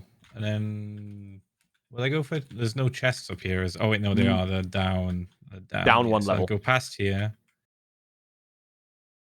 I'd make sure I have a gold, but I don't have a gold, so I'll just throw something out. Yep, perfect. Amazing. Do that. Probably take the arrows, but I'm just kind of doing this. And we'd also check the other gold. Sorry, the other chest. But that's perfect. Yeah. No, this is really good, man. Did I miss one? Yeah, there's 2 singles over here. Oh yeah. Oh, okay. Amazing. No, you've done really sick. That's your first. Yeah, that's perfect. What I'd like to teach you is there's 2 backup gold blocks, which I'm going to say occasionally we might need. You know, let's say we only get like 18 obsidian or something. There's a chance that we need to get backup gold blocks, and I will quickly show you where they are. They are in the chest rooms. In the chest rooms, they're next to this little stair. So, oh wait, hold on. Am I screen sharing? Yeah. Okay. Cool. Yeah, I realized that I wasn't showing screen. There. In both of the chest rooms, that you're gonna have you know, chests. That's why they're called chest rooms. The one that you're at. This staircase on the right of the chest. Gold block. Nice. And when you're in this room, chest, right of the chest, on this staircase, gold block. So it's like right in front of the stair blocks to the right-hand side of the chest. That's the indicator for the gold block. So, chest, stair, gold block. Chest, stair, gold block. There's only one on both of these, like, so there's 2, one on each side. But sometimes we'll only need, like, maybe one more trade or whatever. It's like, oh, dude, we're 1 obsidian short. Rather than worrying about going all the way down here and grabbing all of these gold blocks, we'll just try and do those ones first. Got it. All right, cool. Yeah. Plenty of pills. Jesus Christ. So we get rid of that, and then we throw this away, this way, this way. Don't be afraid of the armor. You're allowed to put it on. Oh yeah, I knew I had it in my inventory for a reason. I was like trying to look at other shit. Okay, that, and then boom, boom, boom. But then we do. I'll just do that. Yeah, hold on. I'm not. When you looking do down, the so it's just gonna 4, go straight off the edge. we should practice this. When you do that craft, so do it. Don't actually click in the wool yet, but start to make that last bit of wool that you have. You can shift click and then click Q your drop key once. And now shift. There you go. Then it leaves you that 3 string. And you can just close the inventory and they go back into your inventory. Cool, I know you've been playing since 1.0 where when you used to have some things in the that I crafting just bench, don't. it just this it's just some things like like it's different like habits that I'm in because I'm just playing survival PvE. Makes so sense. I just have different like weird habits instead of like this constantly in danger habits. Constantly must go at top speed, always top capacity, go fast mode. Fast, never stop, fast. Yes, it's sad, but also hey, that's cool. It is kind of cool. Okay, one bed, so it's like blocks, pearl, pearl potion, bed, blocks. Perfect. Cool. The blocks that we're going to use always are going to be soul sand and gravel though, because you get them from every bastion. Like sometimes you might have leaves, sometimes you might have wood. We want to save, we want to not worry about that. And it also means we can throw out basically all of the other random block types. So if we ever end up having, like in a bastion like this, you're probably going to have random polished bricks and blackstone maybe, or like maybe 3 gilded blackstone, some stupid stuff like that. It allows us to clear our inventory faster if we always use gravel soul sand. And technically, the actual reason that we do this is because Recrap has a really good video on this, but long story short, if you pillar up, you know. Why am I explaining things? Why do I even need to explain things to you? You already know it all. Didn't that get debunked though? I swear it got debunked, but maybe not. No, it saves 1 tick every 2 blocks of pillaring. So yeah, it's like it's not debunked, but it's pointless unless you are actually a top top 10, top 50 speedrunner, yeah. Right, got it. Yeah, I knew about that as well. Okay, cool. So I have homework. You learn treasure. We do one more? Hooray! And yeah, the last one is housing. Yeah, and your homework is just going to be do these as much as you would like, as much as you feel like you want to. I don't feel like you're going to have a lot of pressure to do this. Shit out of them. Okay. Yeah, that sounds good to me. I need to be confident with Bastions. Like, it's the place where most people die, and confidence in Bastions doesn't always just mean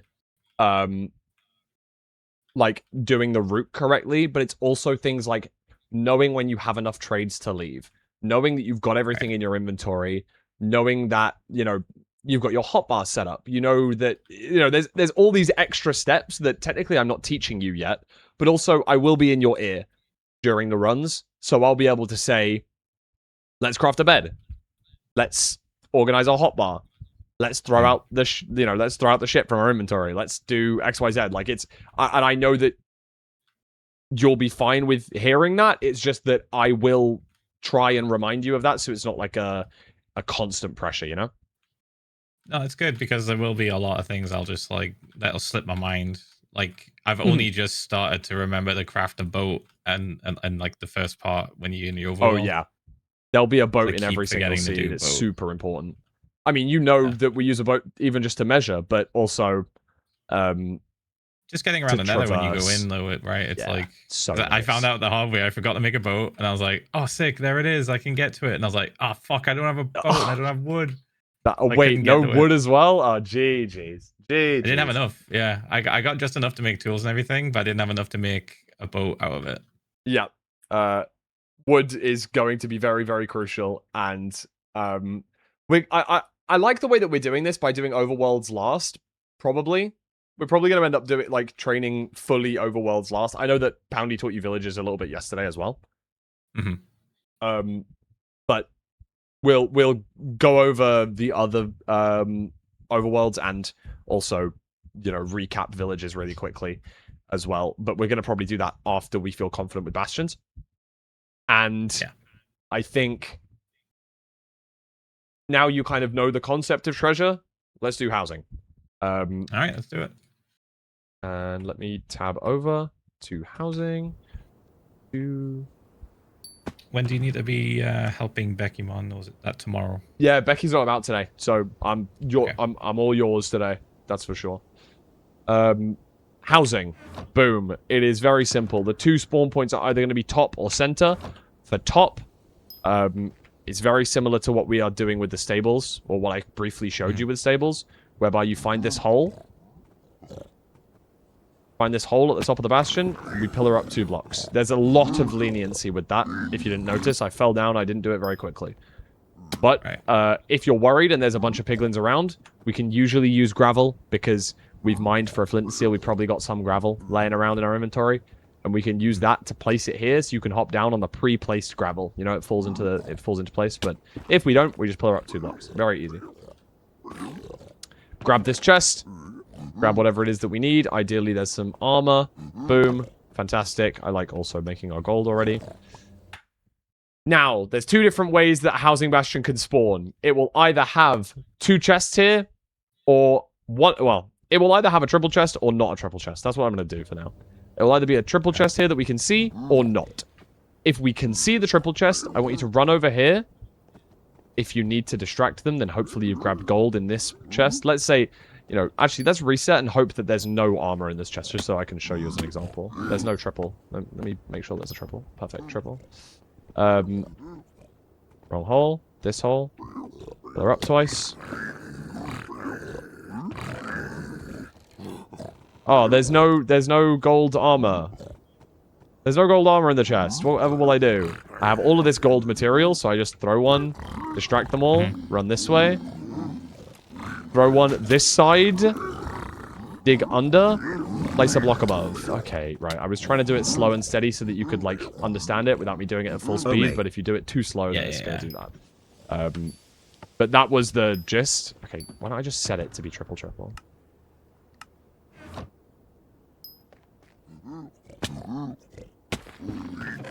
Oh, there's no gold armor again in the chest. How unlucky.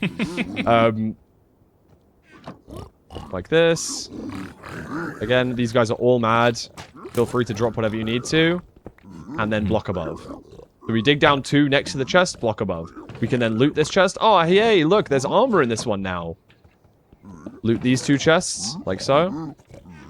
This guy's actually still mad at us, so we can use a distraction gold. Pillar out.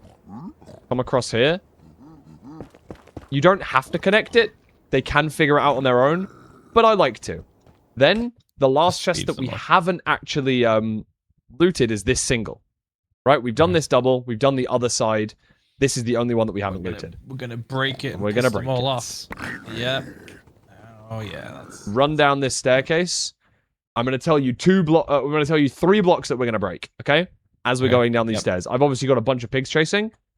We're breaking this block here. Hopefully you can see my mouse. This basalt block here. Yep. This one here. It's kind of out of place. It's really annoying because sometimes I can just get stuck on it. So, if you have time, we can break it. In the same way that we did with stables, it's more important to survive than it is to break these blocks. If you lose 1 pig, it doesn't matter. It will lose you 10 seconds. 10 seconds is fine. I'd rather you lose 10 seconds than lose 10 health. So, if we have the time, we break this block. And then, in this corner, up here, there's actually a helpful guiding block. It's always going to be basalt up here. But top corner of this is where we break. Right. We break these 2, because hopefully, I'll show you an example. Did it show the example? No, okay. Piglins can sometimes be really dumb, and if we don't make this path, they'll come down here and get mad at us through the wall. So what we're doing is trying to open up this path for them to fall down. But unfortunately, this is too far of a drop for them to be able to drop down, so we need to place 1 more block. Got it. They can make this drop, but because of this fall, it's 6 blocks. they can't make this fall. Because their inbuilt systems are like, yeah, that's too much damage. So we want to place one block here so they can walk out and then walk down. So again, that in kind of more like a full speed. Looks like this. I'll use the armor this time.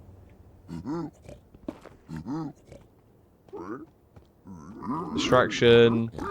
Dig down 2 blocks. Place above. Loot the rest.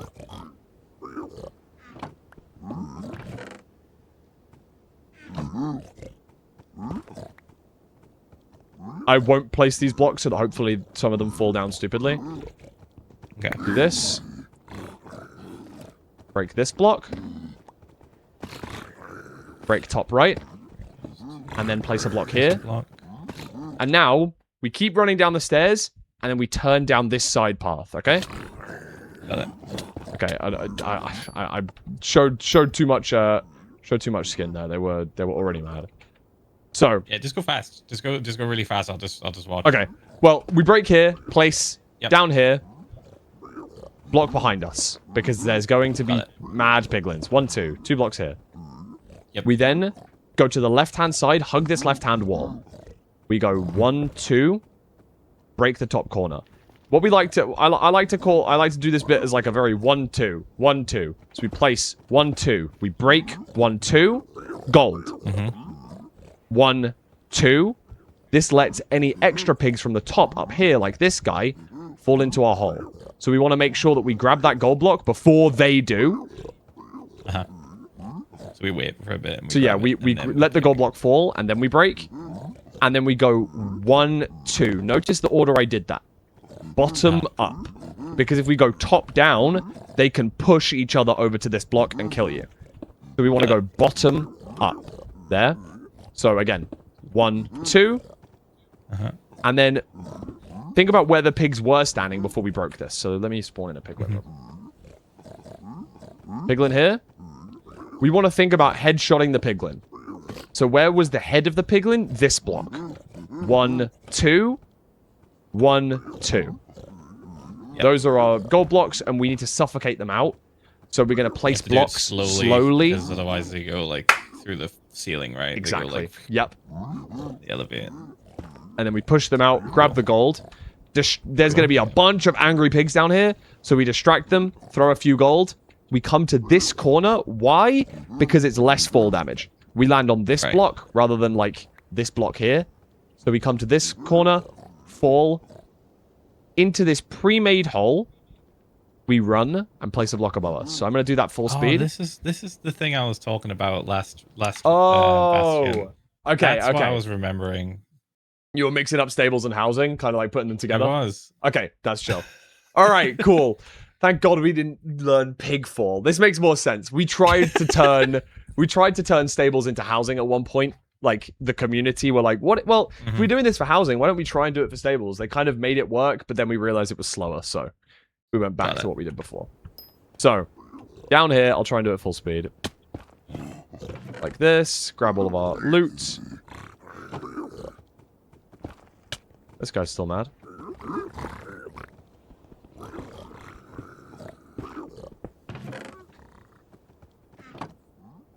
Hello? Hello? Thank you. Hello? Can I not misclick every time, please? Okay, see these guys are mad at us. Distraction. Yep. There we go. Break this. Everyone's mad. Go down the stairs. 1 block here. Top right corner. 1, 2. Place a block. 2 blocks behind us. 1, 2. 1, 2. 1, 2. 1. Grab. 2. Let the pigs fall in. Thank you. Bottom up. Headshot the pigs. 1, 2. And suffocate. Throw out some gold. Into this corner. Now what we do, when we're in this corner, is down. 1, 2, 3. Then forward.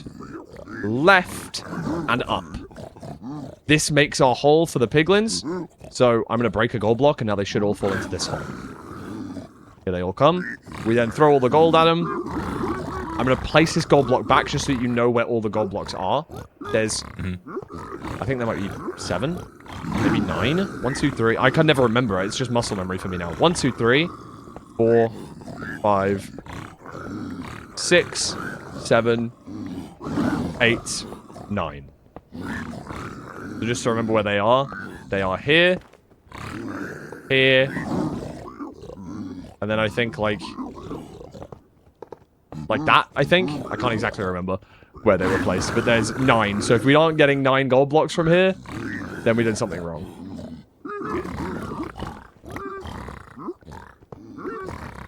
Jesus, I counted to 9, and my chat is now spamming 6, 7. I'm sorry. I apologize. I mean, of course. Yeah, every Twitch chat does this. I'm trying to unbrain rot them this week by having normal people around them, like your chatters.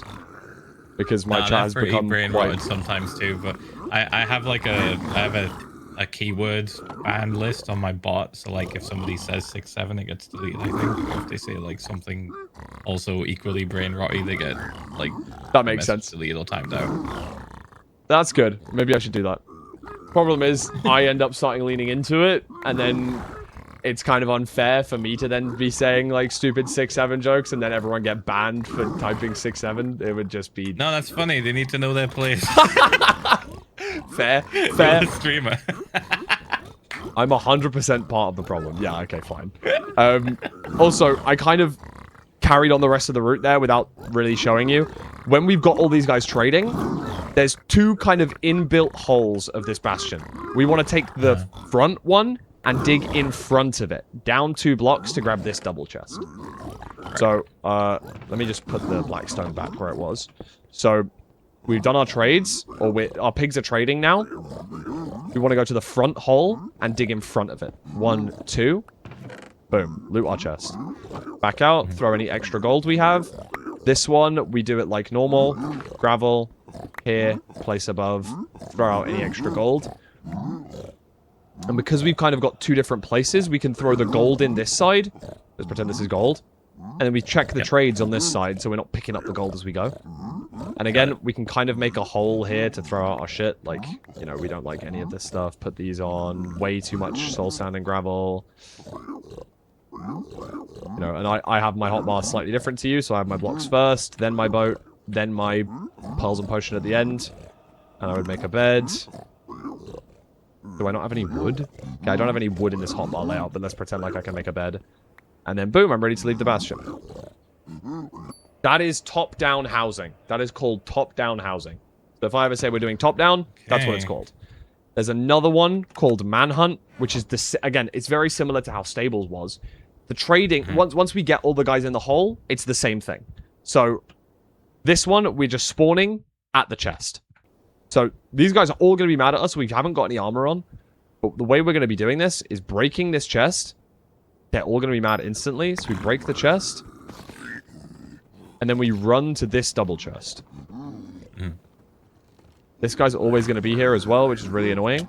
What we want to do is think about this area and how are we going to place blocks so that these guys can't hit us. We place a block here and here.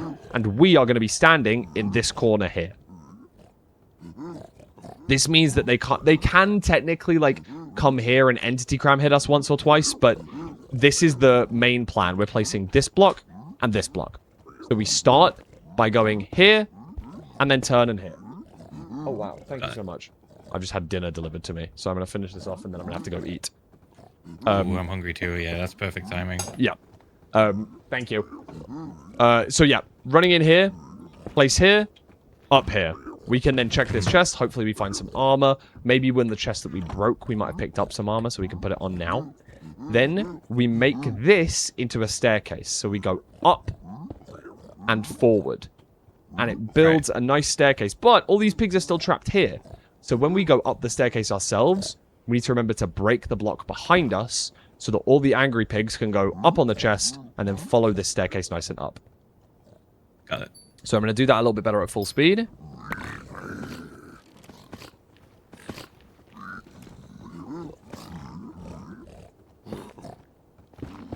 Sorry, I placed that extra block by mistake.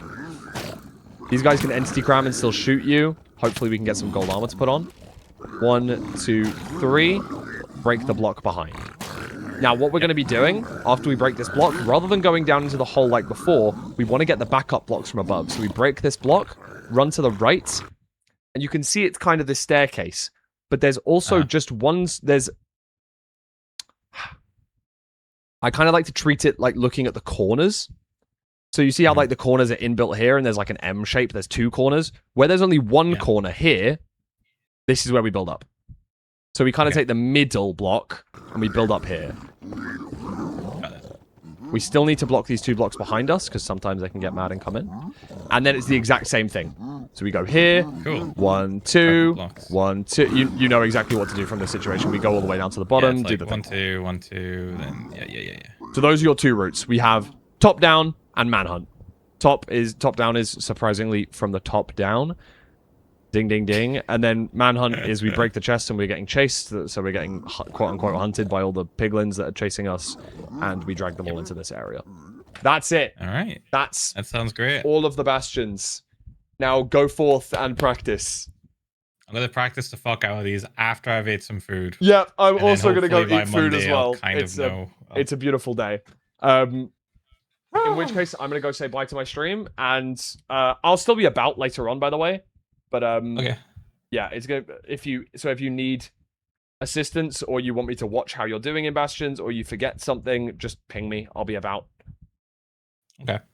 Sounds good. I'll check in, I'll see how you're pull doing. up your VOD and just like spam practice the Bastions, and then if I get stuck on anything or if I need to ask any questions, I'll ping you. Yep, amazing. I'll be about all day, so just drop us a message. Wicked. Fantastic. Okay, thank you so much. All right, I'll probably speak to you today or tomorrow. And yeah, cool. W coaching, W student. Thank you for learning so easily. That was great. Thank you for the help. It's so funny seeing these routes that I've just like watched streamers do or like seen videos of people do, and I'm just like, oh yeah, I recognize it. Oh yeah, it's this. Yeah, really I know that when you watch, how to do it. Yeah, you're gonna realize now that once you really start liking these, you're gonna start liking watching the Bastions more as well, because you're like, oh wait, I know how to do that, and then you might start asking questions like, Fulham, why didn't you teach me this specific thing? I was like, well, yeah, we only had a week. It's like, yeah, technically that if you break that block in that order, it saves you like 3 seconds. It's like, oh right, okay. Yeah, we're not min-maxing. We're just trying to survive. We're min-maxing for the week, but we're not min-maxing permanently. Yes. But yeah, again, these are the building blocks for the Bastions. Stables we're going to try and improve as well. Try and get a little bit better. But yeah, fantastic. Thank you. Good luck with practice, and have good eats. Cool. Thank you, mate. Enjoy your food as well. Speak to you soon. See you, man. Catch you later. Bye. That was fucking cool. Philza was really easy to teach. He learned so fast. Holy fuck. He learned so fast. I show him one thing one time, and he goes, oh yeah, okay, I got it. Like, sure, sometimes he messes up the jump every so often or whatever, but he just picked up everything so fast. They do call him Philza Minecraft. That is